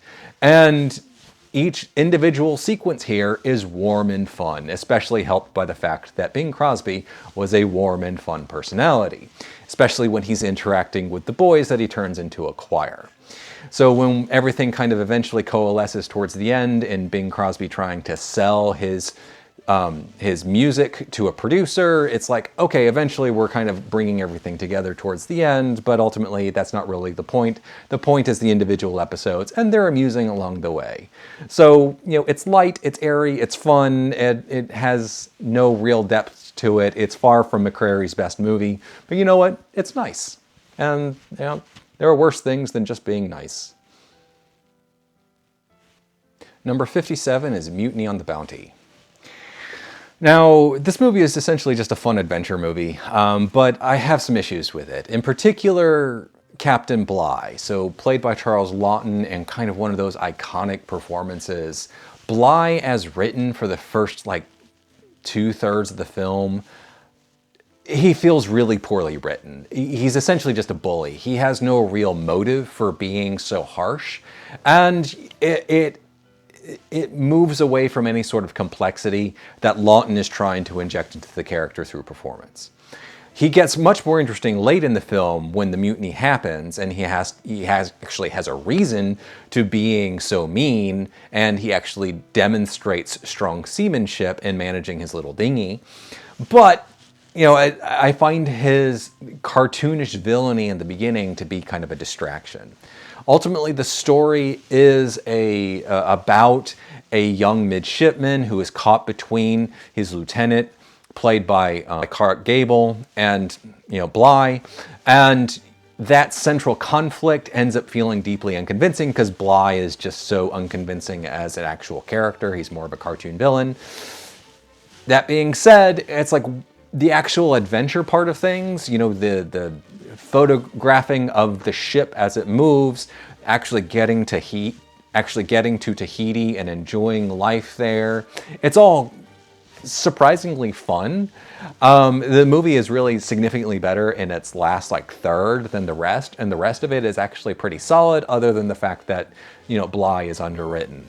So I don't love the film. I think it's a solid adventure film. I do have issues with it, but it is a solid adventure film. Number 56 is The French Connection. William Friedkin's tale of Popeye Doyle doing a drug bust investigation in New York City is pure cinema verite on the streets of dirty New York in the early 70s. And you know what? That's kind of all it is. It is a police procedural. It is a time capsule of New York in the early 70s, much like how Midnight Cowboy was a time capsule of New York in the late 60s. And the fact that the investigation has no real resolution, the fact that Popeye Doyle really isn't more of a character than did you pick your feet in Poughkeepsie, it limits my enjoyment of the film. It ends up being a technical exercise, and it is a strong technical exercise on the part of Friedkin. And I think it works well. There are interesting contrasts going on between especially Doyle and Frog 1. Doyle is just munching on pizza while he's watching Frog 1 have a fine dining experience. But ultimately, it's just, it feels thin, and it's just like once you've actually seen it once, there never feels like anything else to unpack. And it's just, it's a fine procedural, but that's kind of all it is. Number 55 is Rain Man. Rain Man is fine. It's safe. It is really helped by performance a whole lot. It's kind of an older generation and a younger generation of Hollywood stars meeting together to make kind of generic magic. You have Dustin Hoffman as, the mentally challenged older brother, and then Tom Cruise as the younger brother, who he's trying to get money for his import business because of what he considers to be an unfair inheritance from their deceased father. But then he learns to grow a heart because he's taking care of his mentally challenged older brother on a cross-country tour. And it's fine. It has individual moments that are really good. It really carries itself because of the performances of our leads, and it works. It's like, I don't think it doesn't work, but it's just, it doesn't do much that's that interesting. It's pretty good, and that's kind of the extent of it. It is one of the safest choices for Best Picture winner. It was a big money-making crowd pleaser in the late 80s, and you know what? I think the people appreciated it, but you know what? It's fine. Number 54 is Slumdog Millionaire. Danny Boyle's tale of the Indian Jamal, played by Dev Patel, having a miraculous run on Who Wants to Be a Millionaire is another easy crowd pleaser. I have issues with it, but ultimately it's just an easy crowd pleaser that kind of mildly wonders things about fate. Ultimately, Jamal is getting all the questions right because the questions just happen to align with his life. But then he also uses lifelines because he doesn't know some of the answers, which is like, why? And the reasons why end up feeling kind of fake and manufactured within the script. Outside of that, it's really the central emotional core of the film is between Jamal, his brother, and then a girl, Latika. And the problem here is the fact that Latika is not really a character. They knew each other when they were like 6. They didn't see each other except for one day until they're 18. And then all of a sudden, you know, she becomes this symbol of love and escape, and she actually doesn't feel like a character. So it kind of undermines a lot of the drama. And it's just, you know, it's played, she is played by the very pretty Frida Pinto, but ultimately it's just, she doesn't feel like an actual character. She feels like an object to win. And it's not that, you know, you can't have that sort of thing in movies. It's just, it undermines the actual dramatic stakes. And, you know, it kind of makes everything a little too easy as well. So it's an easy, fun little movie, another crowd pleaser. It didn't make as much money as Rain Man, but ultimately it's just an easy crowd pleaser that the Academy decided to award. And you know what? It's nice. Number 53 is Gigi. And if this isn't Vincent Minnelli's homage to Ernst Lubitsch, I'll eat my hat. It very much is. It's kind of a... I have very different opinions of the first and second half of the film. The first half is largely dedicated to spectacle and the creation of this Belle Epoque Parisian look at things, and it's musical numbers and fun. There's a lot of Maurice Chevalier, and Maurice Chevalier is just one of the most charming people I've ever seen on film, and he carries it a lot. The second half is more dramatic in intent, and it's the central character, Gigi, being groomed by her grandmother and her aunt to become the mistress of the wealthy young man, Gaston. And it doesn't really work dramatically. You know, there's still a lot of entertaining stuff going on, but the actual dramatics of it don't really make sense, especially since Gigi is being turned into a very specific type of Parisian woman. And we've actually seen Gaston reject that kind of Parisian woman before. So the rejection late doesn't actually hit emotionally because it's like, yeah, this wasn't going to happen. So like the second half doesn't work nearly as well as the first, but the first is just wonderful. And it's not like the second is terrible, it's fine. But like the first half is really what carries the film, and it's kind of pure entertainment, and I kind of love it. But you know, the second half is a drag, but yeah, it's fine, it works. But overall, it just creates this kind of mixed, but fairly good package. Number 52 is Gandhi. Directed by Richard Attenborough, it was actually a project that David Lean was attracted to for a long time. And it makes sense because the character of Gandhi reminds me so much of the character of T.E. Lawrence in Lawrence of Arabia. They're both essentially utopians that the world cannot catch up with. The difference here is that Richard Attenborough, in deciding to actually enter production, especially filming in India, he had to sand down the character of Gandhi into kind of a saintly image. Any sense of fault in him is gone. And it actually makes the central character less interesting than it should be.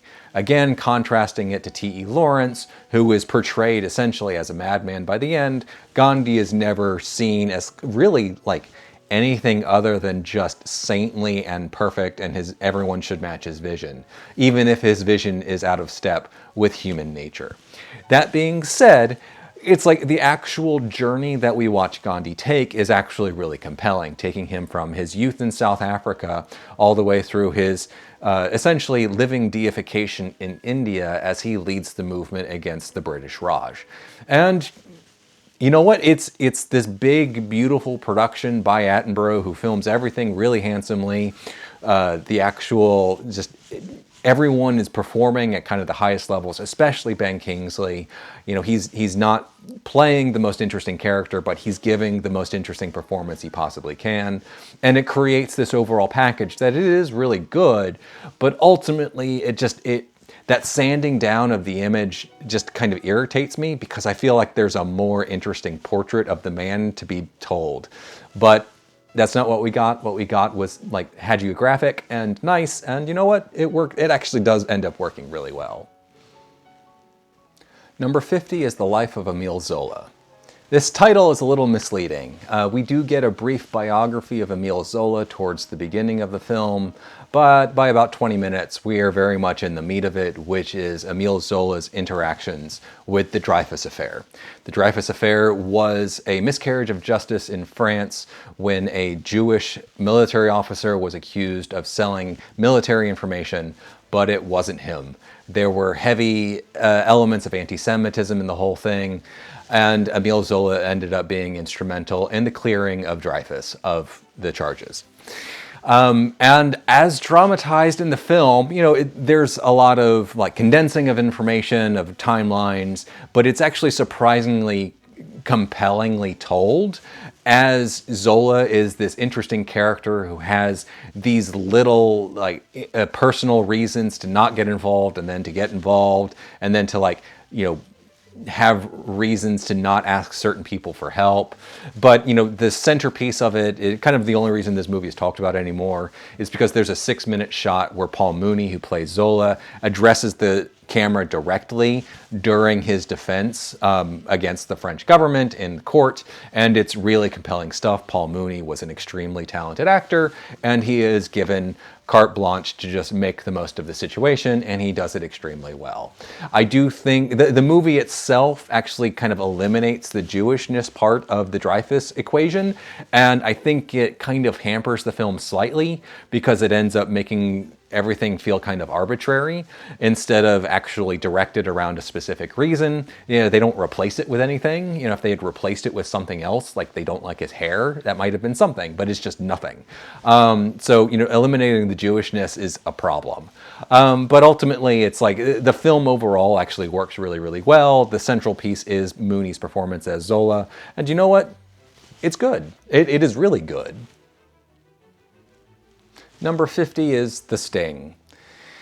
Robert Redford, Paul Newman, and George Roy Hill reunite after Butch Cassidy and the Sundance Kid to make a heist movie set in the Great Depression. And you know what? It's really fun. It is really focused on the plot element of things. The character side of things is just solid enough to actually sell everything. Robert Shaw is just a great bad guy who does a bad thing and cheats at cards, and he needs to be taken down. And you know what? That's kind of all you really need. The heist itself is big and complicated, and you know, there are a lot of pieces to keep track of, and it works really, really well. My only real problem is that there's a subplot that appears like halfway through. Robert Redford meets a woman, and like the tone of it is so out of balance with everything else. It's actually really serious. He talks about like getting out of the game, but it ends up like not really mattering. If you had cut it out hard, I don't think you would have actually missed much. But ultimately, it's just like, it's a weird central part of the film, you know, just kind of in the center of it, not actually central to it. But it's like, it's just this weird part that doesn't really work. Everything outside of it is fun though. It's just, it's really fun. And that's kind of all it is. And you know what? It beat The Exorcist for some reason. Number 49 is The Sound of Music. But you know what? I kind of love this movie. I specifically love the first like 2/3 of it. So, you know, the movie's about 3 hours long, so I kind of love the first 2 hours. It is exuberance and song and dance and just kind of basic character work done well as Julie Andrews leaves the convent and becomes the governess and falls in love with Christopher Plummer, and he falls in love with her, and they kind of make each other better. And in the middle of it, she teaches the children how to sing, and it's absolutely wonderful. My issue is the last hour is just not nearly as interesting. You know, World War II starts, Christopher Plummer plays a naval officer in the Austrian, Navy, and, he's being corralled into service by the new German aligned government, and they need to escape. And it's just the joy and fun of it is gone, and it's replaced by fairly solid kind of World War II thriller stuff. It's just not as compelling as the first 2 hours of song and dance. I much prefer the first 2 hours. It's so much fun. The last hour is fine, it works, but I absolutely love the first 2/3. Number 48 is Hamlet. Laurence Olivier starred and directed in this production of the play that he loved, taking a 4-hour production, usually, down to about 2.5 hours. And him understanding Shakespeare allowed him to create intelligent cuts that keep the film working on the level that it really should. I do have a couple of issues with some of the cuts, though, mostly around Ophelia. Ophelia ends up really, really suffering as a character. She essentially doesn't have a line until Polonius goes into his long soliloquy of advice to her brother, and I think it really makes her suffer as a character. She's kind of important. He also completely eliminates Fortinbras. Fortinbras is not an important character, but I think he's an important framing to the story, where it takes the family drama and puts it on a national scale, which I think is important to the story. That being said, the film is kind of beautiful. He was obviously inspired by Universal monster movies and filming it, which gives it this eerie, unnatural look, which I think works really, really well. However, he also does voiceover for a lot of the soliloquies instead of having people speak, which feels like an attempt at realism in a movie that is embracing unrealism. And on top of that, I kind of question the casting of Eileen Hurley as his mother. She was younger than Olivier, and it feels like this attempt to create some sort of Oedipal thing, and he doesn't actually seem to do anything with it beyond her casting. She is actually really good in the role, but just it ends up feeling like stunt casting with no real point. That being said, again, the broad scope of things is very well preserved. Things are really well done. Olivier is extremely good in the central role. It looks great. The drama plays out really well. I have some niggling issues with the adaptation and a couple of technical choices, but they're fairly minor. The movie is actually really good. Number 47 is Grand Hotel. This is one of those star-studded affairs that MGM got very good at, and this is one of the best examples of them. It stars the Barrymore brothers, John and Lionel. They do not play brothers, though. John plays a penniless baron. Lionel plays a dying, essentially clerk in an office who is using the last of his money to live large. And so much of what happens in this film, it is an ensemble piece. There are like 10 other characters, and all of these interactions are actually really, really nice and fun and life-affirming, but at the same time there is a very clear eye towards central meaning on everything about kind of what living in a grand place like the Grand Hotel would actually mean for an individual. Kind of like living life at its grandest and what it actually means. I only have one real problem, and it's the relationship between the Baron, played by John Barrymore, and the dancer, played by Greta Garbo. I feel like their relationship is deeply underserved, and it could really have been fixed with like 1, maybe 2 extra scenes where they just kind of better establish that they actually do fall madly in love with each other over the course of like an evening. That being said, it's like everything else around them is really, really good. Lionel Barrymore is probably my favorite part of it. He has this wonderfully wounded performance that he has to like overcome by the end, and it's great.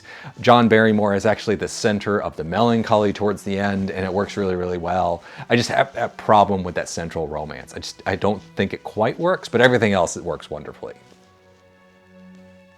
Number 46 is Shakespeare in Love. And I kind of love this movie. It is just fun.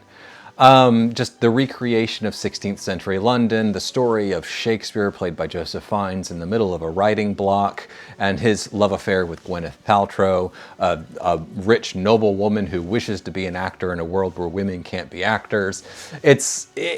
There's so much fun to be had. The only real problem is the fact that the central romance itself is kind of standard and cliched, but literally all of the action around them, the incredibly wonderful supporting cast directed by John Madden, is just kind of perfect, constantly finding the perfect little comic notes.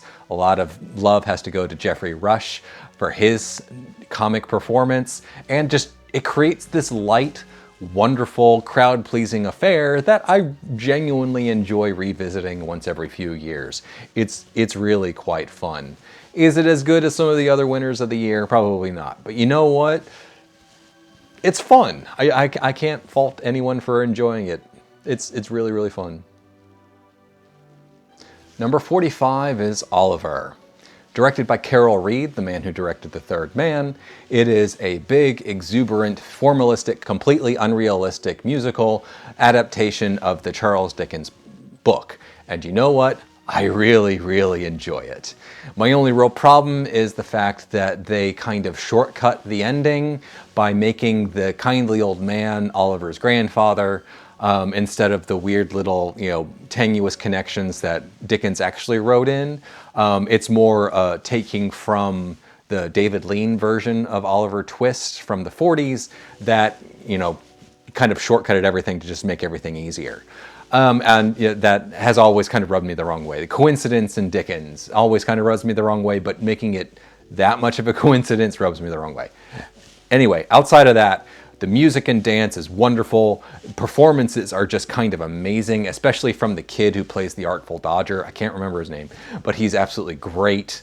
A lot of special note has to go to Oliver Reed, Carol Reed's nephew, who, has this wonderful, menacing performance.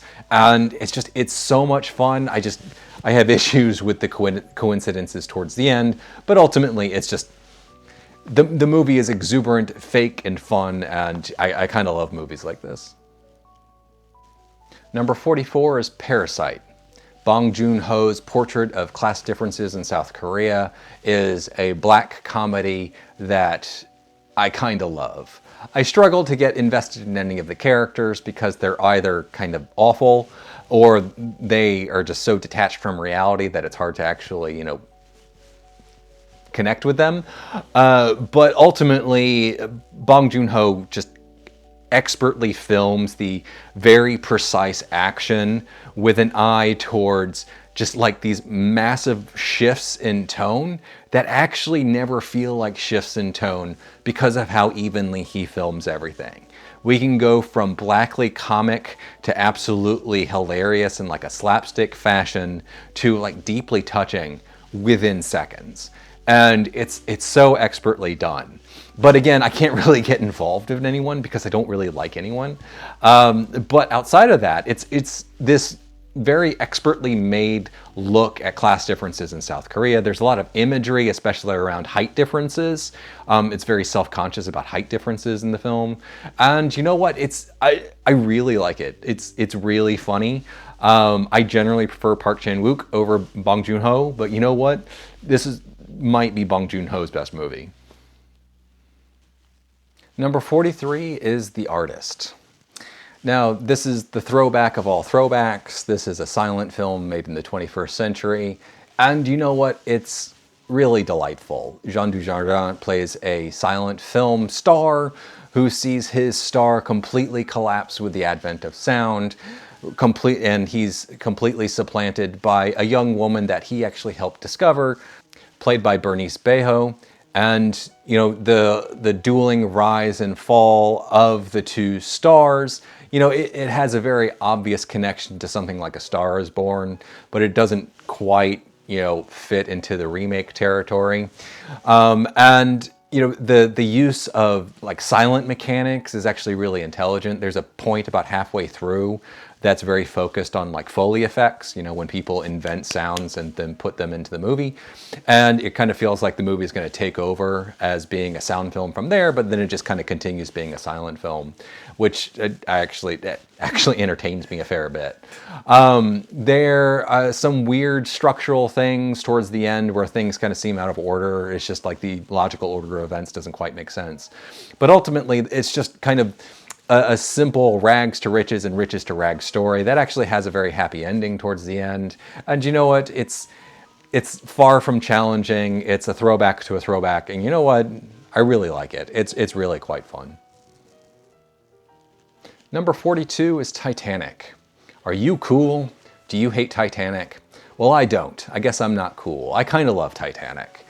I've never quite understood people who say that Titanic has nothing to offer, because the second half of the film is the most expert disaster movie ever filmed. Even if you don't buy the romance at all leading up to it, even if you find the dialogue innately unnatural, you know, even if you find kind of the characters unlikable, the spectacle of the second half is amazing. And you know what? I'd buy the first half. Yes, the dialogue is unnatural. It's probably the single largest flaw in the whole thing. For all of James Cameron's obsession with realism and recreation, he fills the dialogue with this late 20th century patois that just feels deeply unnatural to the setting. However, I think the romance is fine, you know, it's not great. Leo is actually really, really good in his role. Kate Winslet's kind of fine. She's not great. Billy Zane plays a good bad guy. You've got, you know, the unsinkable Mary Brown is just this wonderful character in the middle of it. And, you know, the recreation is great. So yes, you know, I'm not entirely sold on the romance. The dialogue is kind of awful, but ultimately it comes together in this grand, entertaining package that I really, really enjoy. It's actually really fun. I actually rewatch this movie a surprising amount. Not like weekly or anything, but once every 2 or 3 years, I end up watching it again. And you know what? It's significantly better than Avatar. Number 41 is All About Eve. You know what? The acting world feels awful, and it's full of awful people. This is an actor's showcase. It is all about Bette Davis and Anne Baxter, you know, and the star system kind of cycling through people. There's a big circular nature to the entire film, where it's implied by the end that Anne Baxter is going to be replaced by someone else, like she replaced Bette Davis, which is really satisfying. The performances are great, especially from George Sanders. I always love seeing George Sanders in movies. It's kind of hilarious that he's the only one to have won an Oscar from this film, because 4 other women were nominated for Oscars and they all canceled each other out. The Oscars are stupid, but whatever. And you know, I have some small problems with it. The second half is better than the first half, but that being said, Thelma Ritter is easily the best part of the first half, and she kind of just disappears from the film at the halfway point. And you know what? I could have just used more of her. I love Thelma Ritter. She's essentially playing the same character she played in Rear Window, and you know what? I could have used more of that. They're fairly minor complaints. The movie is really good. It's got marvelous performances throughout, but ultimately, actors feel like terrible people. Number 40 is Wings. This is just a marvelous early Hollywood entertainment. It's big, it's brash, it's got a love triangle, it's got amazing special effects, it's got amazing camera work, and it's just fun. It is a boy's adventure's tale with a romance added on. And you know what? It works exceptionally well. This is what Hollywood started honoring with Best Picture, and I kind of wish they had kept doing it, because this was popular, this was fun, and this is what really helped give the Academy cultural purchase, and it abandoned it. Anyway, that being said, Clara Bow is the central female figure, and she absolutely demonstrates that she was the it girl in this film. She is full of sex appeal and charisma, and she's just wonderful to watch in the middle of this love triangle between 2 American pilots who just go to war in Europe in World War I just to show everyone how America does it well. You know, you don't have many movies that show World War I as kind of a fun playground, and this is one of them, and you know what? I kind of treasure it for it. World War I, in actuality, was an awful, awful thing, but you know what? Sometimes you need to have fun with it. Number 39 is The Godfather Part 2. Now, it's a very popular opinion to say Part 2 is better than Part 1, but I disagree. I think the movie's really good, but I have this issue where Part 2 feels like the final baby steps of the journey that happened in Part 1. It is taking Michael from fallen to, yeah, he's definitely fallen. And I think that's not helped by the fact that half of the movie isn't his. And the half of the movie that is his is mostly around like a Senate investigation, a Senate hearing. It's like, it's just not as compelling on the Michael side as it should be. It's really well done. It is a testament to Francis Ford Coppola's craft, that it's like kind of beautiful and the performances are really good. It's just the Michael side I've never found the most compelling thing. However, the flashback to Vito's story, played by Robert De Niro, is fantastic. It's, you know, the creation of the Godfather, and it is amazing. You know, the recreation of early 20th century, late 19th century New York is deeply convincing. Robert De Niro is incredibly convincing, although his Italian isn't great, as this character, as he kind of like forges his own path and starts his own family at the same time. And that part is absolutely fantastic. I just wish the Michael side had a bit more going for it. Again, I feel like the Michael side of thing was mostly done in the first film. And so what we see with Michael is really just the final baby steps. I needed more from Michael in this movie. Number 38 is The King's Speech. This movie is really good. I have some small issues here or there, but ultimately they are minor compared to the wonderful positive qualities that the film has. And that's really centered on the two central performances from Colin Firth as George V and Geoffrey Rush as Logue, the speech pathologist. You know, a lot of wonderful supporting performances, especially from people like Helena Bonham Carter, but ultimately it's really those two, and they work exceptionally well. And they're written exceptionally well. You know, the journey that they take towards friendship across the different classes, it's kind of standard fare, but it's done with such precision and such exacting natures that, you know, it ends up feeling very real and very earned. My small issues are George V's father goes from vigorous old man to like dementia-addled old man across a cut. I feel like there's a missing scene in there, that it's a weird thing. It's kind of minor. And the other thing is that very late in the film, it's introduced that Logue invented his credentials, but then it's just resolved a couple of minutes later. So it's like, why is this here? It's probably history, but it just kind of doesn't work dramatically because it's just immediately resolved. Still, you know, Tom Hooper just kind of demonstrates that he is a complete madman and has no idea what he's doing with a camera. The film is chaotically insane visually.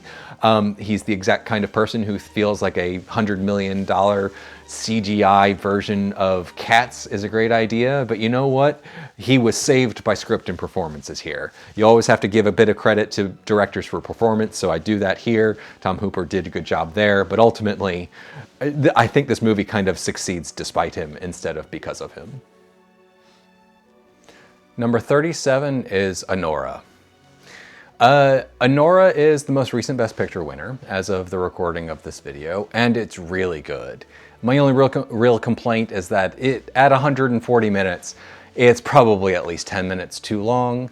There's no like one thing to take out, but it's just like shave out a bunch of stuff throughout the film, just kind of shorten things a little bit throughout, and, you know, kind of tighten it up just a little bit. It's a small complaint because the movie itself, it's this weird take on La Dolce Vita where we get a taste of the high life and then everything just kind of falls apart. And this time it's just told through the perspective of a prostitute and stripper. Played by a very good Mikey Madison. She is a woman who is very kind of distrustful of the entire male clientele she has, but her like supposed husband decides that he loves her so much and he's so rich and Russian that, you know, she ends up deciding to fall for it anyway, despite all of her misgivings.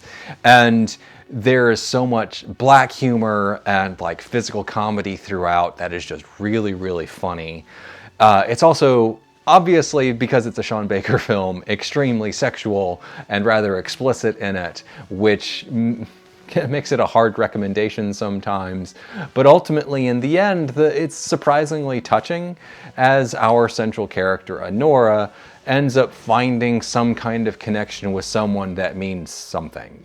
You know, it's, you know, in a world where her All of her connections are shallow and based on money. She finds something and it's just minor.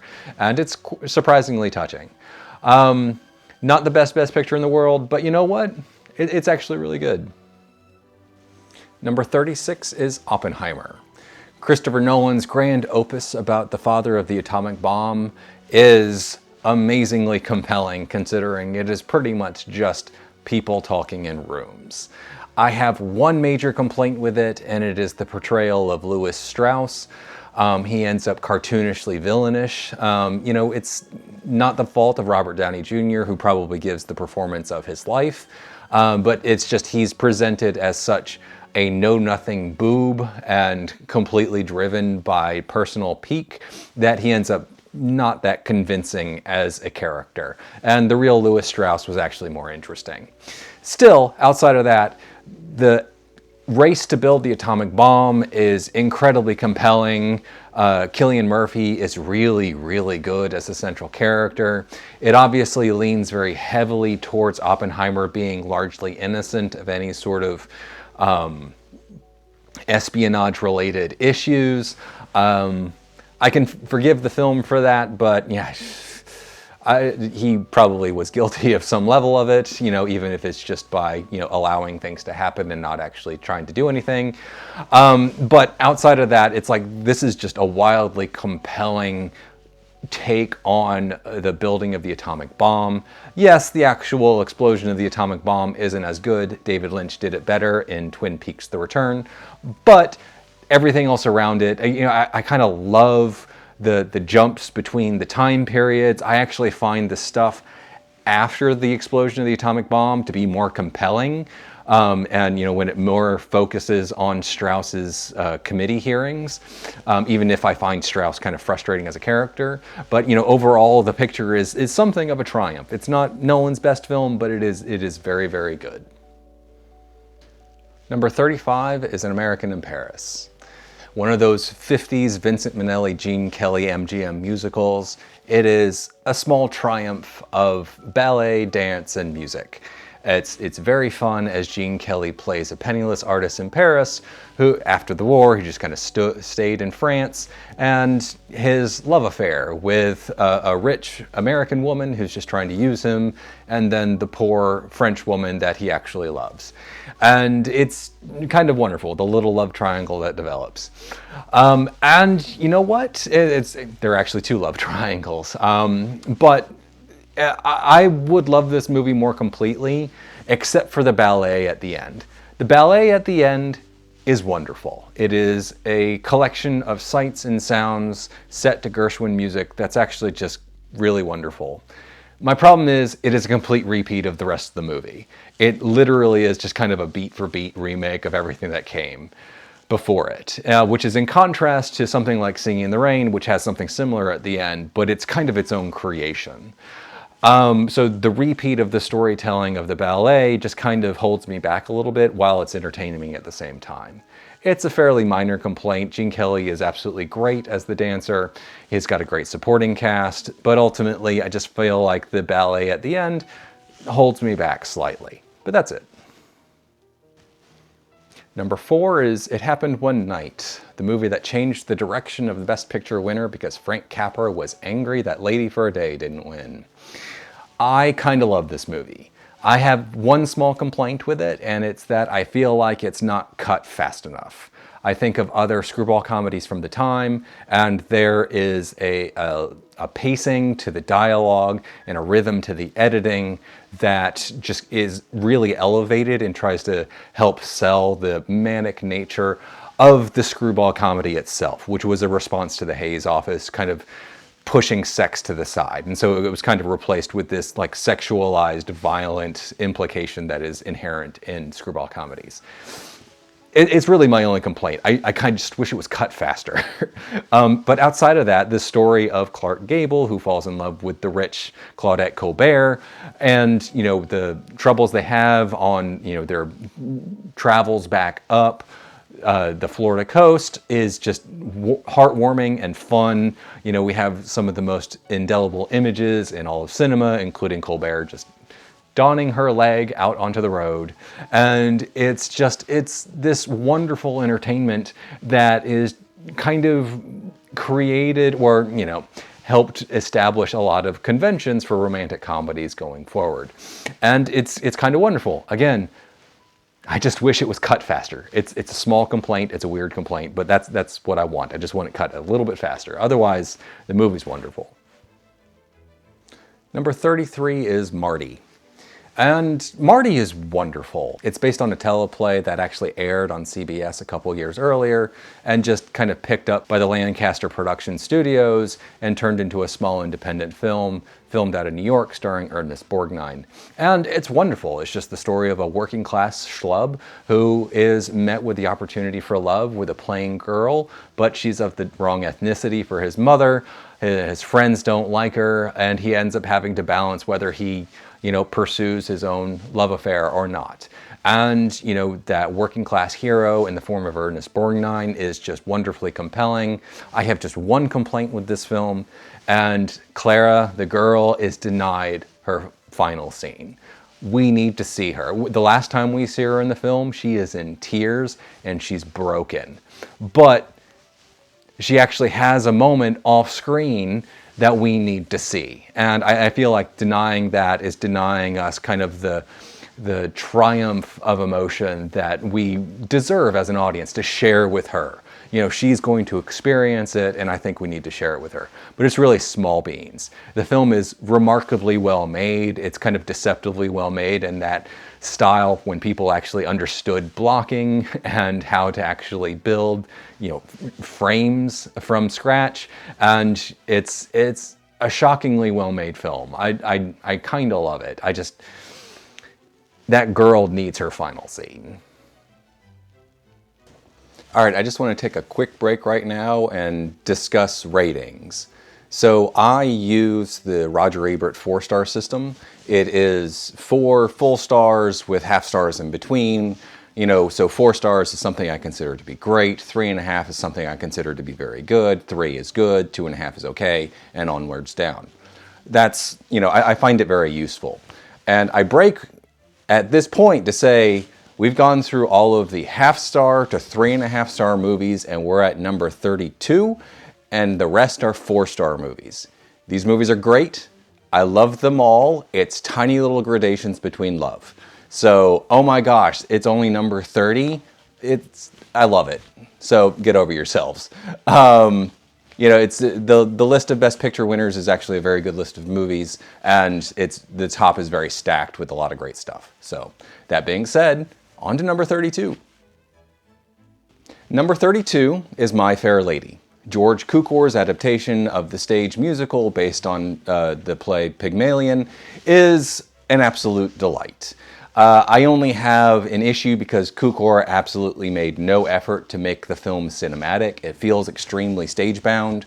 The big, ornate, deep, vertical sets just feel like we're looking at a stage because it does seem to have like a missing fourth wall. But it's ultimately a very minor complaint because what Cukor does within that space that he created is fantastic. I absolutely love everything that happens. The play between Eliza Doolittle, Audrey Hepburn, and Dr. Higgins, played by Rex Harrison, is just a delight. Eliza's father is just, he's kind of a sideshow in the whole thing, but he ends up just stealing every single moment he's in. The transition from low-class girl to high-class girl, but at the same time not really still being of the high class, is kind of just wonderfully outlined. And you know what? The film is just wonderful and just fun to watch. And you know what? The 4K is gorgeous. It's one of the best 4Ks in my entire collection. It is absolutely gorgeous.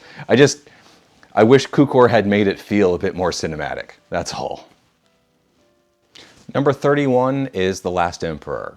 Bernard Budalici's grand tale of the final Chinese emperor, Pu Yi, is sumptuous. It is the word I keep coming back to again and again and again, sumptuous. The first half is bright and colorful. It's told in flashback as Pu Yi is being interrogated by a communist guard long after he has been taken from power. And it's just gorgeous to look at.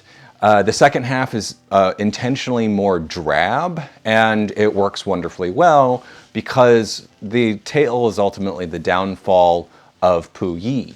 And Pu Yi's downfall is just, it's really fascinating to watch because he was made emperor at 2, he was robbed of all power at 6, no one told him for years, and he essentially became a king of a theater without an audience, as he puts it himself. And just watching him, try to find some way to live in an ever-changing world that he can't control at all, as he becomes a pawn for other things. He has his own crimes. This is not like Gandhi being presented as a saint. Pu Yi is a very flawed man trying to make the most of situations, and he does awful things like becoming the face of Manchukuo for Japan. And you know what? It's this fascinating, beautiful looking portrait that Bertolucci brings to wonderful life. And it's not a movie I revisit all that often. I do own it, but it's wonderful when I do. It is kind of a wonderful, sumptuous experience. Number 30 is Rocky. And you know what? I find it odd that this movie works as amazingly well as it does. It is an incredibly well-written script from a structural point of view, written obviously by Sylvester Stallone when he couldn't get like any other sort of work, so he just wrote his own script and he managed to get independent financing. And the how it's actually built is remarkable. How he establishes Rocky Balboa as a character in isolation, how he builds his poverty and his life, how he builds his tenuous connection with Adrian and her brother Paulie, who just seems like manipulative and a terrible person, but then how that all ends up kind of coalescing in the second half when the fight with Apollo Creed becomes the reality. And all of that work in the first half makes the movie not about a boxing fight. It makes it about Rocky Balboa reaching out to people and connecting. And it works remarkably well. I mean, it's beautifully written. I think it's kind of blandly directed, but it's really carried by performance and the writing, and it's just kind of marvelous. So that at the end, when Rocky doesn't win, it just doesn't matter because he's won something else. So it's heartwarming, it's endearing, and I absolutely love it, and I make no bones about it. Rocky is a wonderful film, and you know what? It's the sort of thing that the Oscars probably should be rewarding more. Number 29 is Kramer versus Kramer. And I'm going to say this a lot, but this movie's great. But this movie is almost entirely built on performance. So Dustin Hoffman was still is very famously a very big method and improvisational actor. And this really becomes a massive asset when he's dealing with his on-screen son, played by James Henry. So it's the tale of Ted and his son Billy after Ted's wife Joanna just decides to leave. She has no real strong reason, she just feels trapped and decides to leave, which leaves Ted alone with Billy. And Ted is climbing the corporate ladder in marketing, and suddenly he has sole responsibility of his own child. And him trying to make it work is wonderfully compelling. He is a loving, caring father who doesn't really know what he's doing, who is stretched beyond his own capacity for filling out a day. He still has his own sexual needs, so he actually still meets women. And it's this marvelous portrait of fatherhood under duress. The ending is Joanna suddenly deciding to show up and try to take Billy away. And I mean, Meryl Streep did everything she could to make Joanna sympathetic. And I think she's somewhat successful. But ultimately, I see the film as an indictment of the family court system that will just side with women kind of no matter what. Joanna just simply abandoned them. And yet she ends up with partial custody. It's messed up. Yes, she ends up being somewhat sympathetic because of Streep's performance and her kind of enforced changes on the script. But at the same time, it's like Ted did everything right, and he had a hell of a time doing it. And you know what? He is Billy's primary caregiver, and the very end kind of strikes a slightly small wrong note to me, but it's very slight and an extremely strong movie overall. Number 28 is From Here to Eternity. This is the portrait of the military during peacetime, and it's a surprisingly warts and all portrait of just how the structure of the military without a war to fight becomes insular and cliquish and kind of just all about personalities rather than a mission, because there is no real mission. It's essentially three major subplots thrown together, each one about an enlisted man up against an officer or a non-commissioned officer, and the conflicts between them. All of the officers are viewed as overbearing and myopic in terms of what they want from the world. Montgomery Clift is kind of the center of it all, who plays a man who can box but refuses to box, even though his officer is really into his men boxing and winning military boxing competitions. And just watching this entire edifice in Hawaii just kind of like built on these personalities and these conflicts, and then all of a sudden Pearl Harbor is attacked.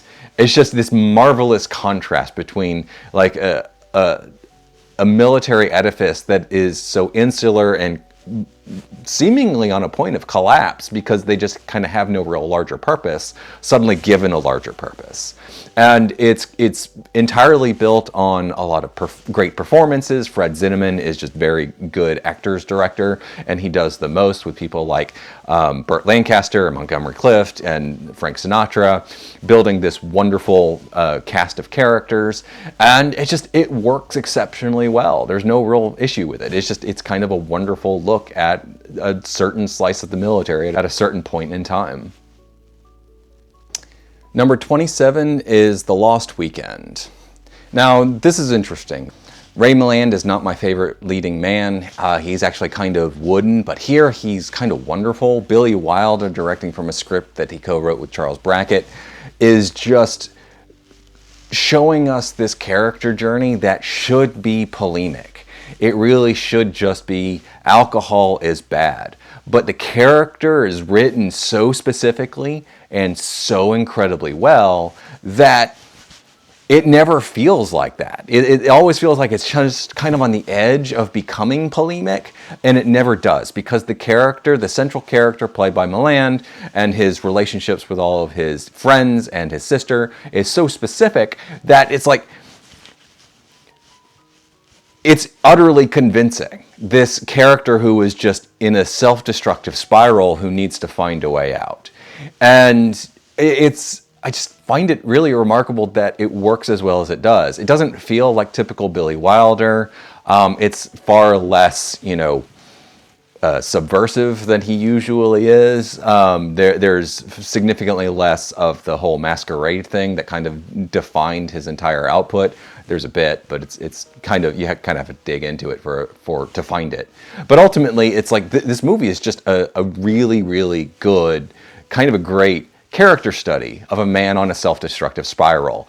And the way he gets himself out is actually remarkably convincing. Is it he's never going to touch a drop of alcohol again? Probably not. But you know what? The actual journey we witness is just utterly convincing and really, really good. The movie is kind of great. Number 26 is 12 Years a Slave. This movie is a horror movie. It is absolutely horrifying to watch, but it's incredibly well made and incredibly compelling from beginning to end. The story of a black northerner who gets tricked into becoming a slave in the antebellum South when he just goes to DC to perform with his violin, and he gets kidnapped and thrown into a slave jail and then sent back south to become a slave for 12 years.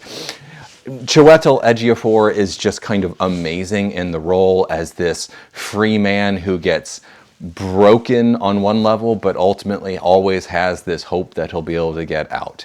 The supporting cast around him is really, really good. Michael Fassbender is kind of the standout of the slave owners, who is just a cruel bastard, and he's just kind of endlessly fascinating to watch.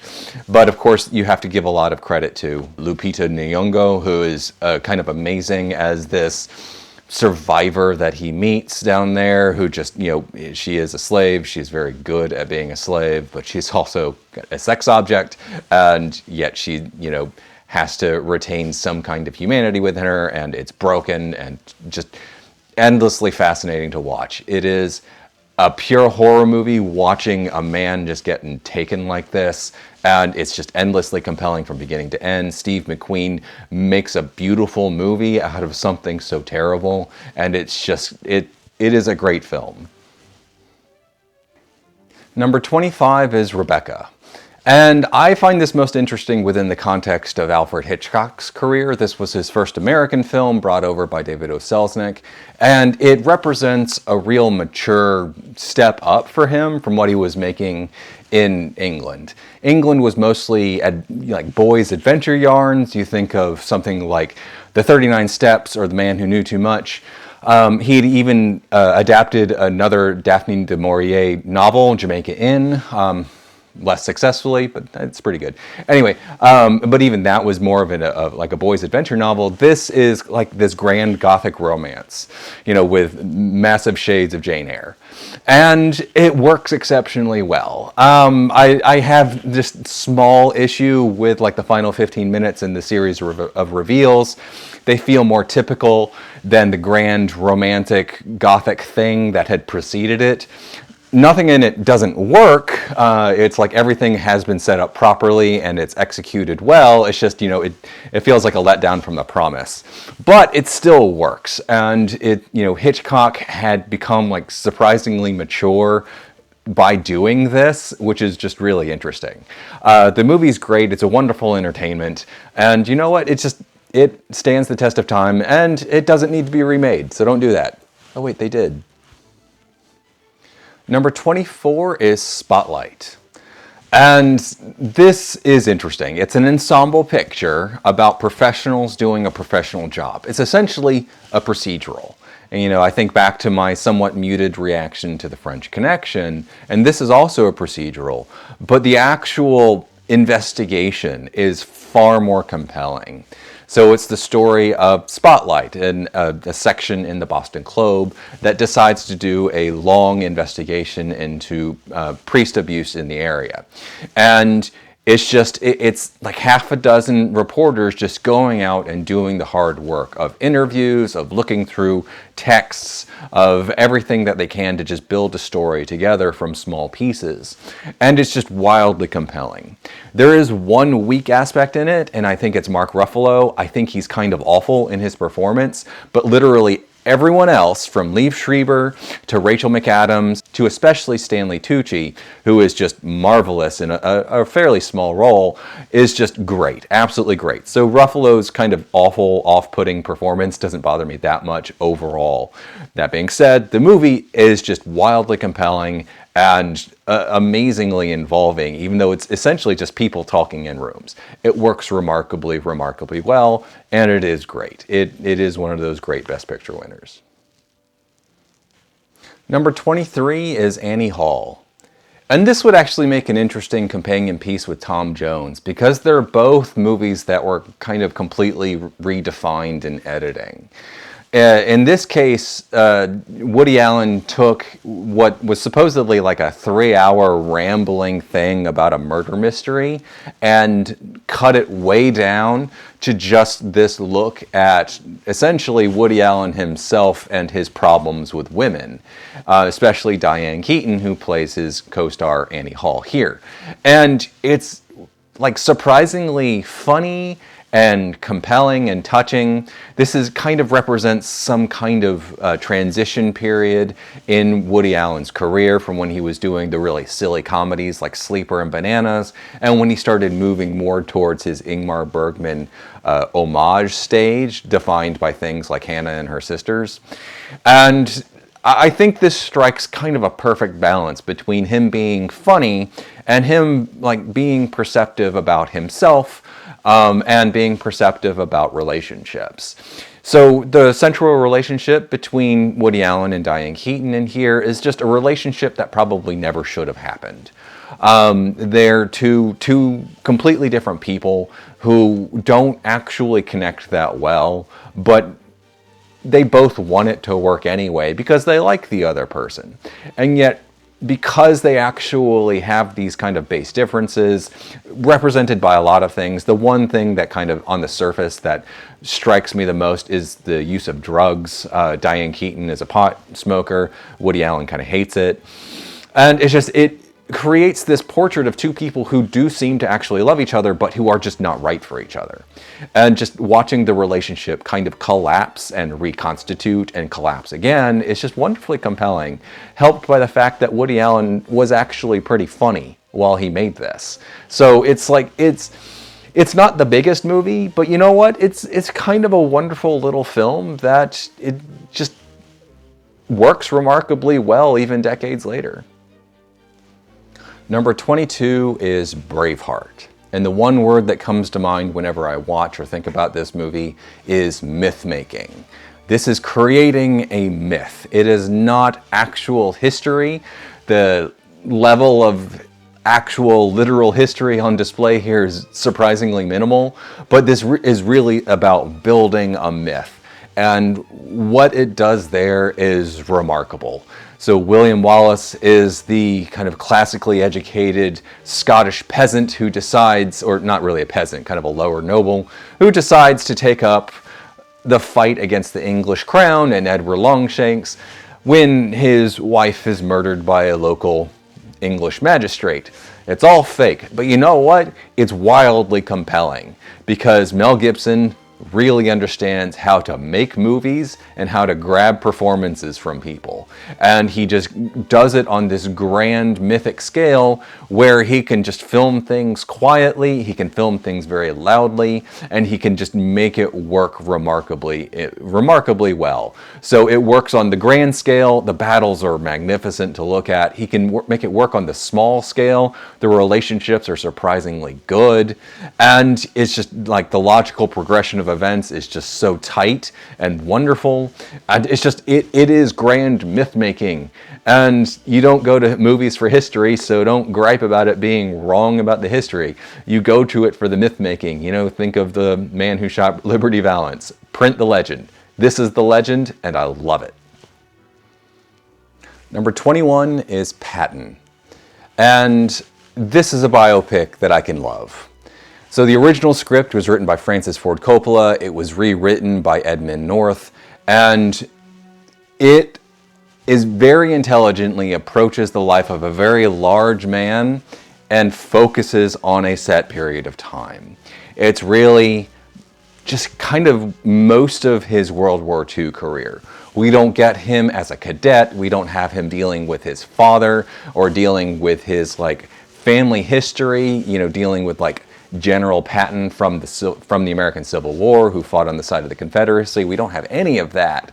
We just have Patton as a character, deeply informed by details from his life because Coppola filled the original script with magnificent detail, and just with this perfect focus on a series of events, essentially two major campaigns that he leads, and how it just completely defines him.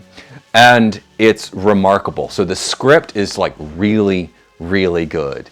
And on top of that, you have George C. Scott. He might be America's greatest actor, and he completely embodies the role. He completely deserved the Best Actor win, but I love him for rejecting it because the Oscars are stupid.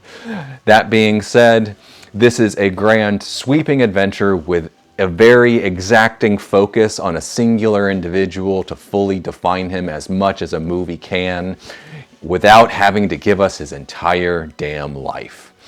It's very plainly and classically filmed, which works very well with the material, and ultimately the movie is just a grand, fun entertainment that is remarkably perceptive and just a wonderful entertainment.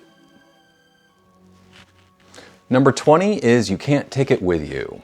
This was one of Frank Capra's wins, and it's a wonderful film. The story of a patriarch of a fun-loving family who has to hold strong against an industrialist who wants to buy his house in order to build a war-making factory. And the relationships between the patriarch's granddaughter and the industrialist's son as they fall in love and have to, find a way to essentially bring the houses together. It's sort of like Romeo and Juliet. It's obviously based on a Broadway play that was very, very popular that just Frank Capra brought to the screen, and he brings it to the screen with such heart and warmth and just a technical skill that it is just a wonderful entertainment from beginning to end. It is a very large, incredibly talented cast, from Jimmy Stewart to Lionel Barrymore to Jean Arthur to Edward Arnold, who is one of those character actors from the period that I don't think gets enough love anymore. He was very good. And it's just, it is this madcap family that is kind of just teaching the world to just kind of take things a bit easier. And it's nice, but it's done with such skill and such warmth and heart that I fall in love with it every single time I watch it. It is a marvelous entertainment, and it may not be my favorite Capra. It's hard to touch Mr. Smith Goes to Washington or It's a Wonderful Life, but You Can't Take It With You is definitely up there. Number 19 is No Country for Old Men. And this movie is tense from beginning to end, but it's also deeply, deeply blackly comic and funny. And I love it. I love both sides of it. It is this story of a kind of a young married man who finds Mexican money in the desert from a drug standoff that went wrong, and the chase that happens because he found the money.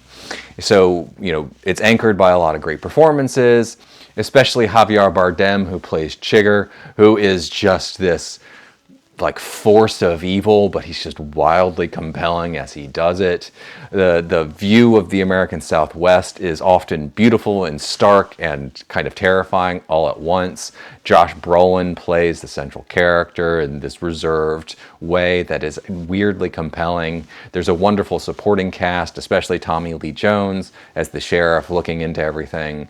And it is this package that is just remarkably tense and funny through very, very, very long stretches of it. But it's also got something on its mind about just kind of the nature of violence. It's based on a Cormac McCarthy novel, which, was kind of his bread and butter. And it's wildly compelling in that way, where just, what do we do in a world of such violence? And its ending ultimately is kind of empty, but it's purposefully so, where it's what can we do in the face of all of this? And I don't know. And it's kind of deflating on that level, but I ultimately find it kind of the perfect place to end it. This movie is great. It is one of the Coen brothers' best films, and it's just a wonderful entertainment, and I love it. Number 18 is $1 Million Baby. This is one of Clint Eastwood's best films. It is a beautiful and incredibly sad portrait of, fostered fatherhood. And it's really benefited from just how Clint Eastwood made movies. He has this very restrained, shadowy, classical style that creates kind of an evenness across the film so that, when we go into the boxing ring, it's not a giant leap from how we viewed everything else. And this evenness allows us to see what, starts the film as essentially just kind of generic, I'm going to make it big in the boxing world film, and then transition into the tragedy later, much easier. That transition is just made a lot smoother just because of how Clint Eastwood made his movies. It's kind of a perfect marriage between how Clint Eastwood works and the material. The script by Paul Haggis, based on a short story. And it is marvelously touching in the end. It is the story of a man who ends up so loving a daughter figure that he ends up sacrificing himself, his own soul. And it's tragic and terrible, and I absolutely get into it. It is no fun at all, but you know what? Sometimes you need a good cry. Number 17 is The Silence of the Lambs. Much like No Country for Old Men, this is pure genre exercise, and I am always tempted to use the word perfect when I watch this film. There is not a single wrong note anywhere. Everything is just working at the exact right level to just operate on a thriller level, and it works marvelously. The story of the investigation into the murders by Buffalo Bill, helped by Clarice Starling, who is going to Hannibal Lecter for advice, is perfectly directed by Jonathan Demme.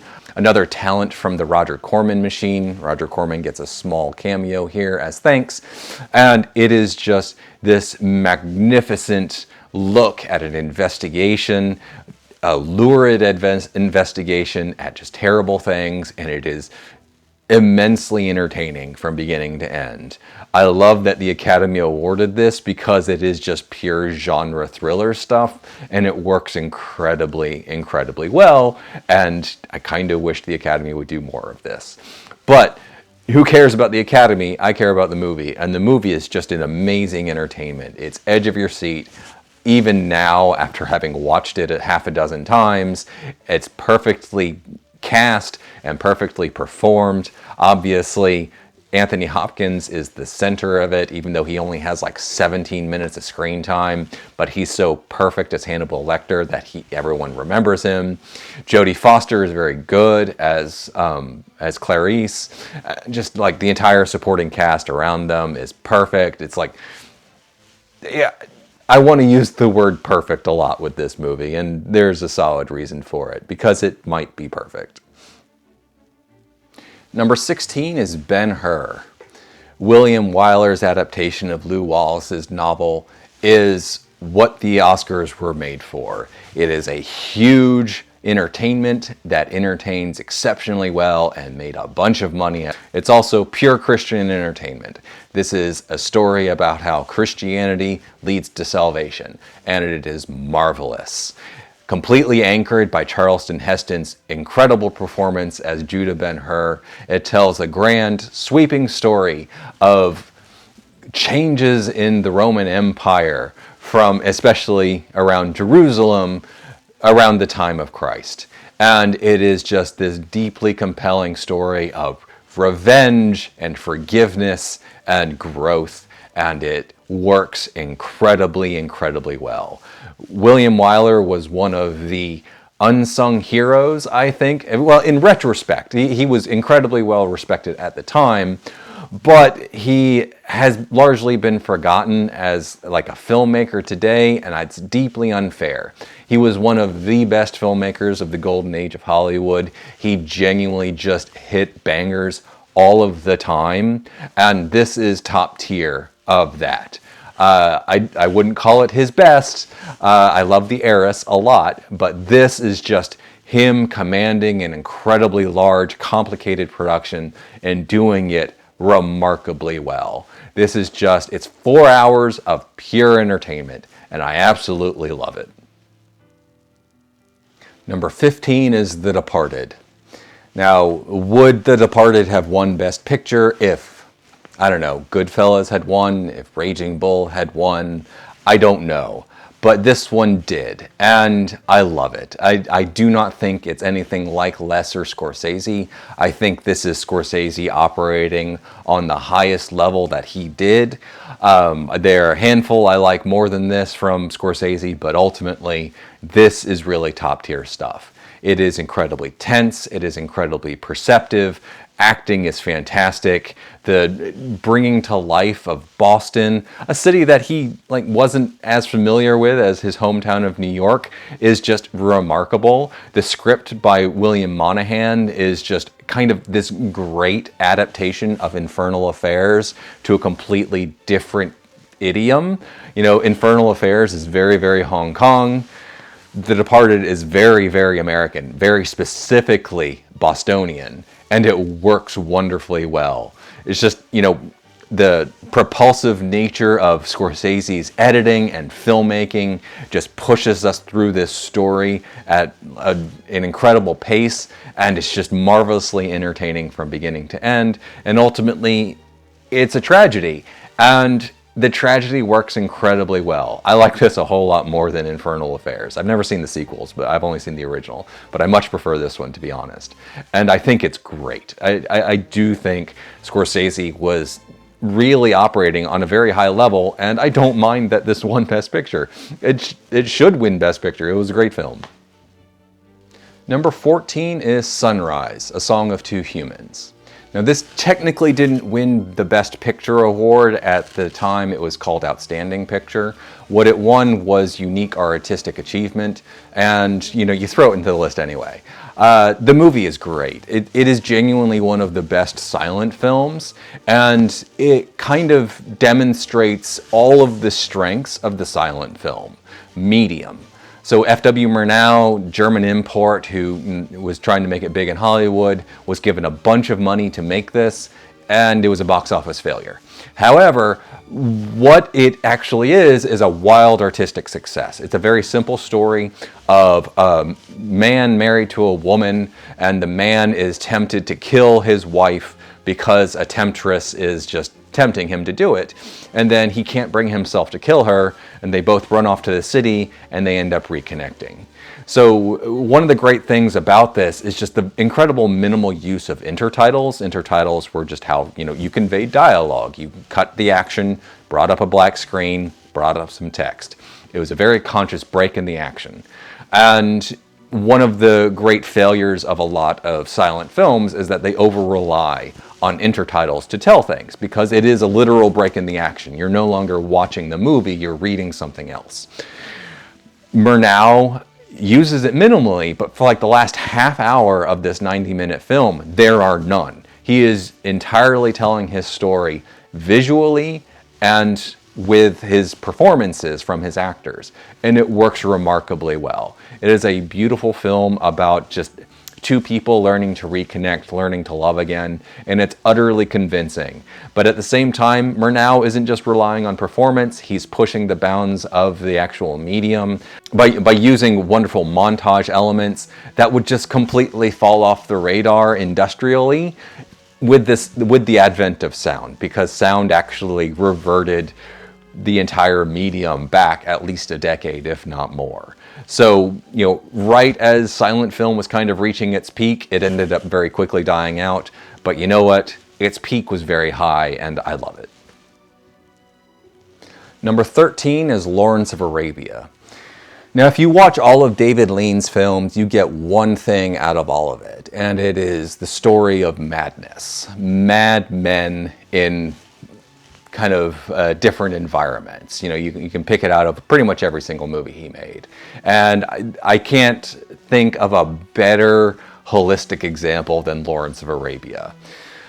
T.E. Lawrence was a British officer during World War I who had a vision of a unified Arabia, and he can't make it happen. He can unify them within the context of a war, and we get all of this very big, grand war stuff that is remarkably well filmed and often extremely beautiful and wonderfully tense, anchored by that wonderful performance by Peter O'Toole.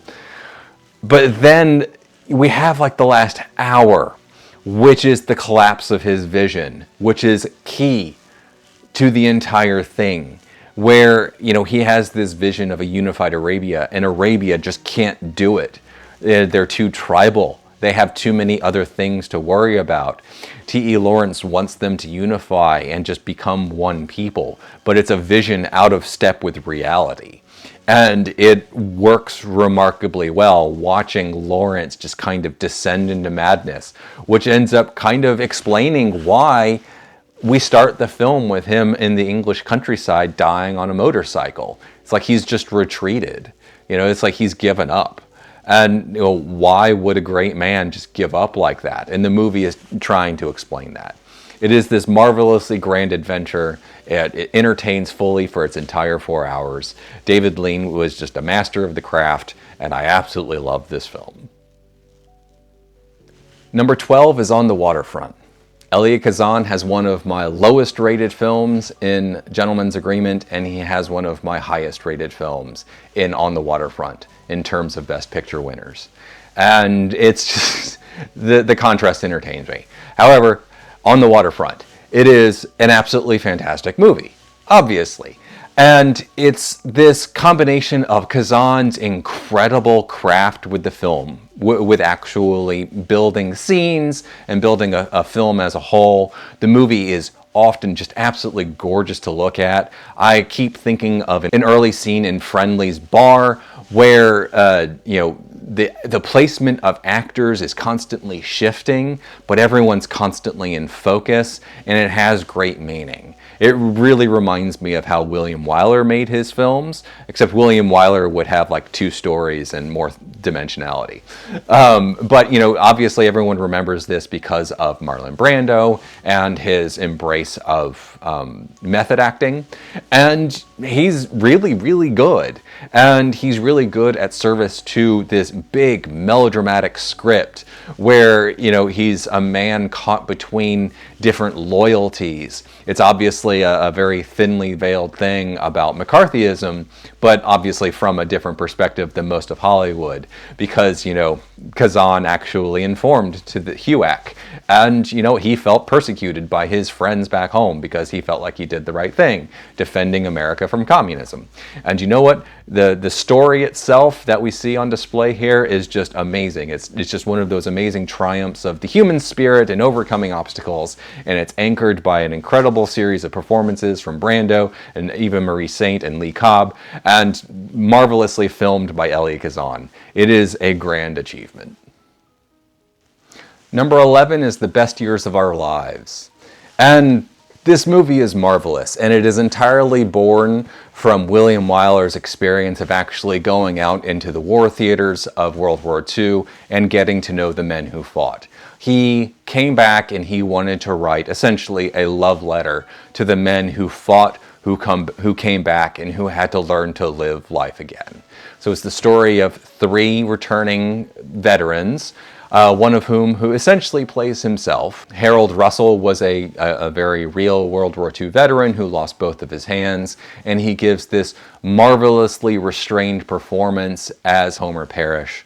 But he, you know, William Wyler isn't like giving him too much to do. He's essentially getting him to play himself. William Wyler was a very intelligent filmmaker. He may have had trouble communicating with his actors, but he understood how to get great performances out of them anyway. And I think he uses Russell extremely well. The surprising thing for me is Dana Andrews. I don't really like Dana Andrews. I think the only filmmaker who like consistently used him fairly well was Otto Preminger.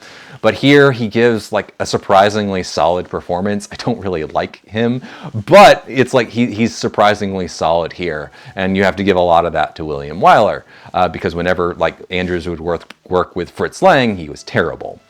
And then on top of that is Frederick March, who is just kind of, you know, an old mainstay of Hollywood, and he gives this marvelous performance as well. So this love letter to the troops coming home is just deeply involving. It's 3 hours long, but it just moves at an incredible pace, and it's just in touching and beautiful, and I absolutely love it. It is one of William Wyler's absolutely best films, and you know what? He was kind of king of Hollywood for a little while, and I just wish people remembered him better. Number 10 is The Godfather. Now, This movie's amazing. So adapted from the novel by Mario Puzo by Francis Ford Coppola. Coppola brings that classical understanding of how to make films to this lurid story of a family kind of facing crisis and ultimately just continuing a downfall. It's the story of Michael Corleone, played by a wonderful Al Pacino, who has to become a monster in order to save his family. He is the only one with the intelligence and the patience to pick up the pieces after his father is shot and save the family from changing times. And in order to save the family from changing times, he has to change himself. He can no longer be the Boy Scout who starts the film. He has to become the Godfather. He has to become the man who is willing to kill to preserve his family. And it's a remarkable movement in character study. It's incredibly well performed by everyone involved, from Al Pacino to the recently departed Robert Duvall, Marlon Brando, Diane Keaton, James Caan. They're all just fantastic in all of their roles, while Francis Ford Coppola perfectly frames them and perfectly kind of builds this tragedy over time. It is a beautiful film, it is a tragic film, and I absolutely love it. Number 9 is The Bridge on the River Kwai, my second favorite David Lean film. I slightly prefer this to Lawrence of Arabia. They're both fantastic films, but I end up finding this one just, a shade more entertaining. It's a shade. It's minor. The story of British and American prisoners in the Pacific theater of war who have to build a bridge for their Japanese captors, and the madness that ends up driving the English commanding officer insane, because he completely loses sight of where he is and what he's doing. So it ends up being this dual narrative between William Holden and Alec Guinness as they kind of, they end up separating. They see each other early, but they end up separating when William Holden escapes. And William Holden has to meet up with Jack Hawkins in order to blow the bridge. And the conflict between them as Alec Guinness completely loses sight in perspective of what he's doing. He becomes proud of just doing the work. He finds purpose for his men as prisoners of war in doing work, but that work is in advancement of their enemy's military goals. And, this portrait of madness, this portrait of, just surviving in the jungle to get there is just deeply compelling from beginning to end. And David Lean films everything perfectly, except maybe some of the day for night stuff, but, it's kind of a technical limitation, so I can't hate him too much. But it looks gorgeous from beginning to end. Everyone is perfectly cast. William Holden, I believe, is the only real American in the entire cast, because David Lean hated American actors, but he had to cast someone American. But Holden is actually really good. He was generally a good actor, but he's really good here. Guinness has the star central performance because he's just kind of central in everything he's in. But the film overall is just kind of this amazing, beautiful entertainment with surprisingly perceptive about the idea of madness in men. I love it. Number 8 is Gone with the Wind. And this is the movie that the Oscars were built to honor. Giant production, incredibly entertaining, made a lot of money. All hail David O. Selznick, the producer that every producer wishes that they were. Of course, no one cares about Duel in the Sun because David O. Selznick was a madman. Anyway, Gone with the Wind is just an incredible entertainment. And I actually end up seeing it as something of like an implicit critique of antebellum South. The men are all dandies who are falling over themselves to win the hand of kind of this awful central character in Scarlett O'Hara. She's genuinely a terrible person, and she's wonderfully played by Vivien Leigh, but the character herself is just awful. And they all like throw themselves at her feet for because she's pretty, so they're all shallow, and then they're all puffery about how great they're going to be in war, and then they all lose the war. So it's like I just see this implicit critique of the antebellum South and not really a celebration of it. It's filmed beautifully, you know, it looks great, but just under the surface is just all of these like dandies who can't fight and are fighting over a terrible woman. Anyway. The central performance is obviously Lee as Scarlett O'Hara, who has to try to find a way to make life in her in this period work for her, all while she is, you know, in love with Rhett Butler, played by a wonderful Clark Gable, who, you know, is the perfect man for her, and he's perfect because he won't take her guff. And it's, you know, the entire Rhett Butler character just feeds into the idea that this is a critique of the antebellum South, even if unintentionally, because Rhett is the only one who sees it realistically from the beginning, and he's telling them all that they're wrong.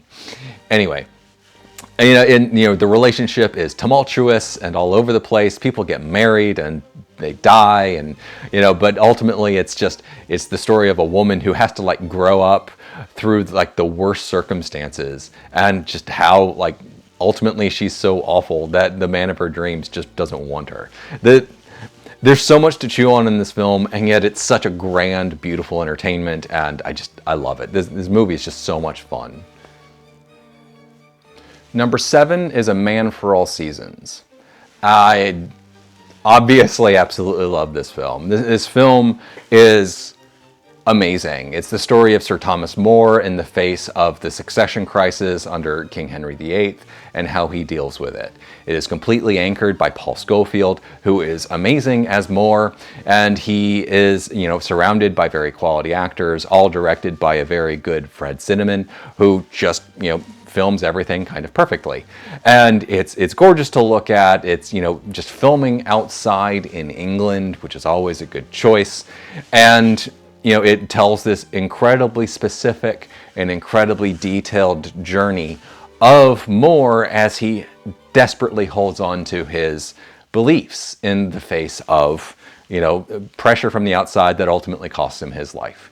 And it's this incredibly involving story, and I absolutely love every bit of it. It's incredibly well written. It's based on a play by Robert Bolt. Bolt was a communist, and there's obvious, very subtextual stuff about McCarthyism, but I ultimately don't care because the specifics around More are so incredibly well drawn and played out that just like the subtext and intended metaphor just kind of falls away. It's full of just marvelous dialogue, like Moore's line to Richard Rich about, but for Wales is just fantastic. I really get into this movie every single time I watch it because the performances are great, the writing is so great, the filmmaking is so crisp. It is an incredible entertainment. It's beautiful, it's involving, and I absolutely love it. Number 6 is Schindler's List. This is probably Steven Spielberg's crowning achievement. It is an incredible film. It's a film built entirely on irony, and it works remarkably well. But it's also, he never loses sight of humanity, so it's never completely dour. There's surprising amounts of humor throughout it, and it's all gallows humor.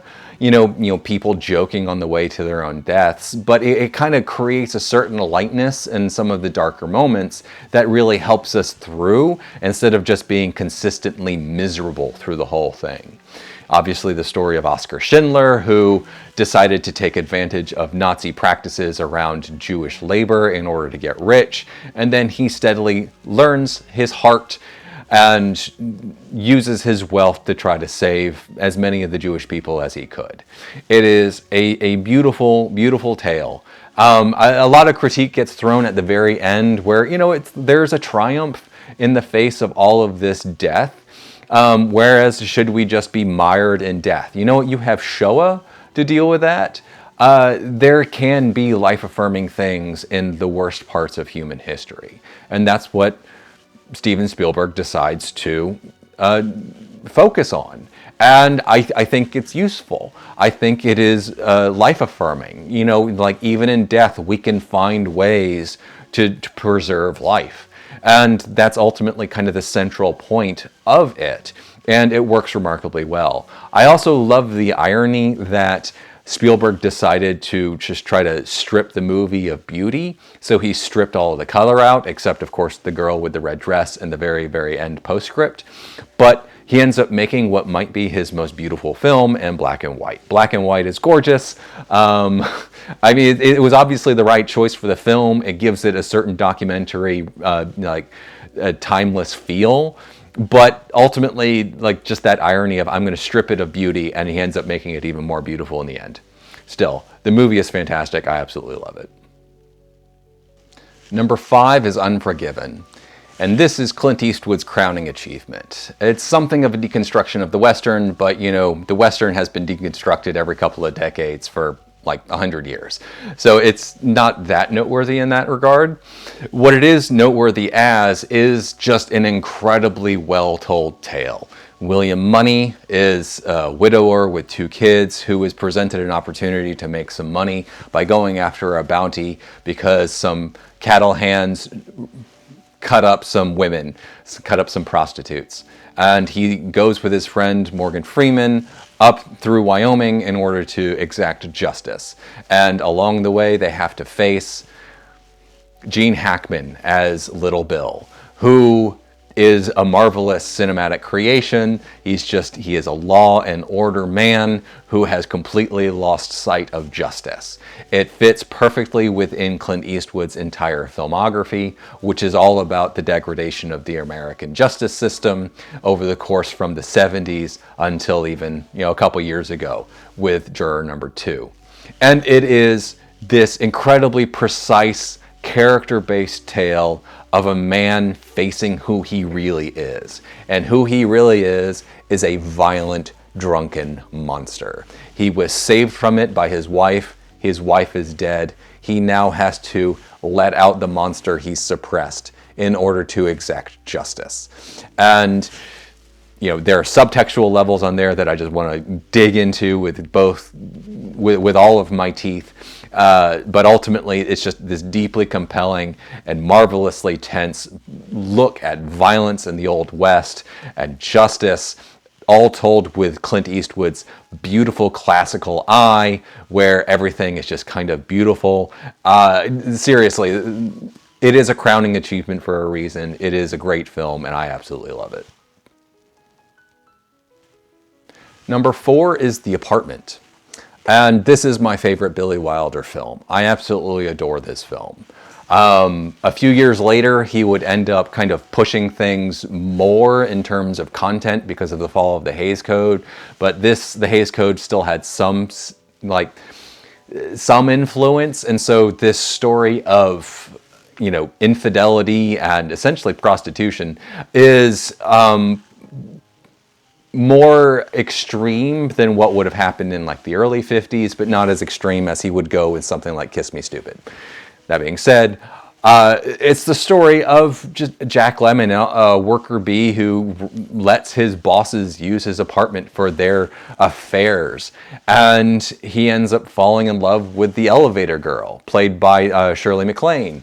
And they're perfect together. But Shirley MacLaine is tied to Fred McMurray, who, they're having an affair. And so it becomes this question of selling one's soul in order to advance in the corporate world versus, learning to appreciate what's really important. And what's really important is each other. So it ends up this wonderful life-affirming thing about, we don't need all of the material wealth, we need each other. And it's kind of beautiful that way. The script by Wilder and I.A.L. Diamond is kind of perfect. And, the film is often just gorgeous to look at. Billy Wilder is never really hailed as a great visualist, but he's got magnificent visuals here, especially towards the beginning, setting up the office. And you know what? It's just, it has one of those great final lines, and it sends me off with this huge smile, and I absolutely love it every single time I watch it. It is a triumph of a film. Just a quick note before I get to my top 3. My top 3 are in my top 10 list of all time, and because I refuse to rank my top 10 list of all time, I always arrange them chronologically. I refuse to rank the top 3 Best Picture winners, so I present them chronologically. This is not 3, 2, 1, this is 1, 1, 1. The first number 1 is Casablanca. I absolutely adore Casablanca. You can see my further thoughts on it in my top 10 list of all time, but this is just studio filmmaking at its absolute height. This is a script that was constantly being rewritten all the way up until just a few weeks before release. This is an incredibly talented studio director in Michael Curtiz. This is studio acting talent, especially in the form of Humphrey Bogart. This is importing talent with like Ingrid Bergman and Paul Henreid. This is just an incredibly wonderful entertainment about self-sacrifice in the face of something greater. And I completely get into the story every single time. It is a beautiful look at just kind of Casablanca during World War II, but you know, it's stage bound, so how real is it? Not really. I don't care, because the story, the characters are so specific and so wonderfully written and performed that it's this marvelous entertainment, and I love it from beginning to end, and I love it every single time I revisit it. It is a magnificent film, and it is one of the best to win Best Picture. The second number 1 is Amadeus, released in the 80s. Amadeus is just one of the most deliriously entertaining movies I've ever seen, and it takes me away every single time I watch it.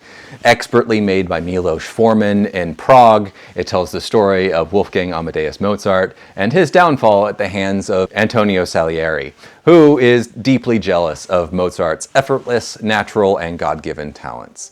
So it's the story of mediocrity in the face of genius, and I find it incredibly relatable. Am I a mediocrity? Are we all mediocrities in the face of someone like a Mozart? And I absolutely find just the humor of it, the feel of it, the emotion of it, just completely involving from beginning to end. I laugh out loud at parts of it. I just smile like an idiot at other parts of it. And in the end, I'm like really into the tragic ending of it all. I absolutely love the film. I think it's one of the most beautiful, one of the best made movies ever made, and I absolutely adore it. The third number 1 is The Lord of the Rings, The Return of the King. Now, I do technically think of The Lord of the Rings as one film. It was one sustained production, just released in 3 parts over the course of 3 years, but whatever. The Academy only awarded it to the 3rd part, whatever. This is genuinely one of my favorite films. I love the epic sweep. I love all 12 hours of the extended version. I completely get swept away. I'm in tears by the end. This movie is just, it kind of hit me at the exact right time of my movie-loving development. It came out when I was in high school, and it's kind of formative for me, and I will never be able to let go of it. I absolutely adore this film from beginning to end. It is grand spectacle. It is intimate character-based storytelling. It is just incredible craft brought to just an incredible scale, and it moves at an incredible pace from beginning to end, and I absolutely adore it. This is genuinely one of my favorite films. It made me so happy at the time that it won Best Picture. I kind of don't care now, but ultimately, I'm very happy that Peter Jackson received industry-wide recognition for his very large and very successful effort. Much like Gone with the Wind and Ben-Hur, The Lord of the Rings feels like the kind of movie that the Academy was designed to award. It was a huge production, it made a lot of money, and everyone loved it. You know, it has that extra layer of being a fantasy film, which obviously the Academy has trouble with since it took 3 years of beating in order to get to it, but ultimately it won. And you know what? It doesn't affect my enjoyment of the movie at all, because the movie is great and I would love it if it hadn't been nominated at all. That's it. That's the third number 1.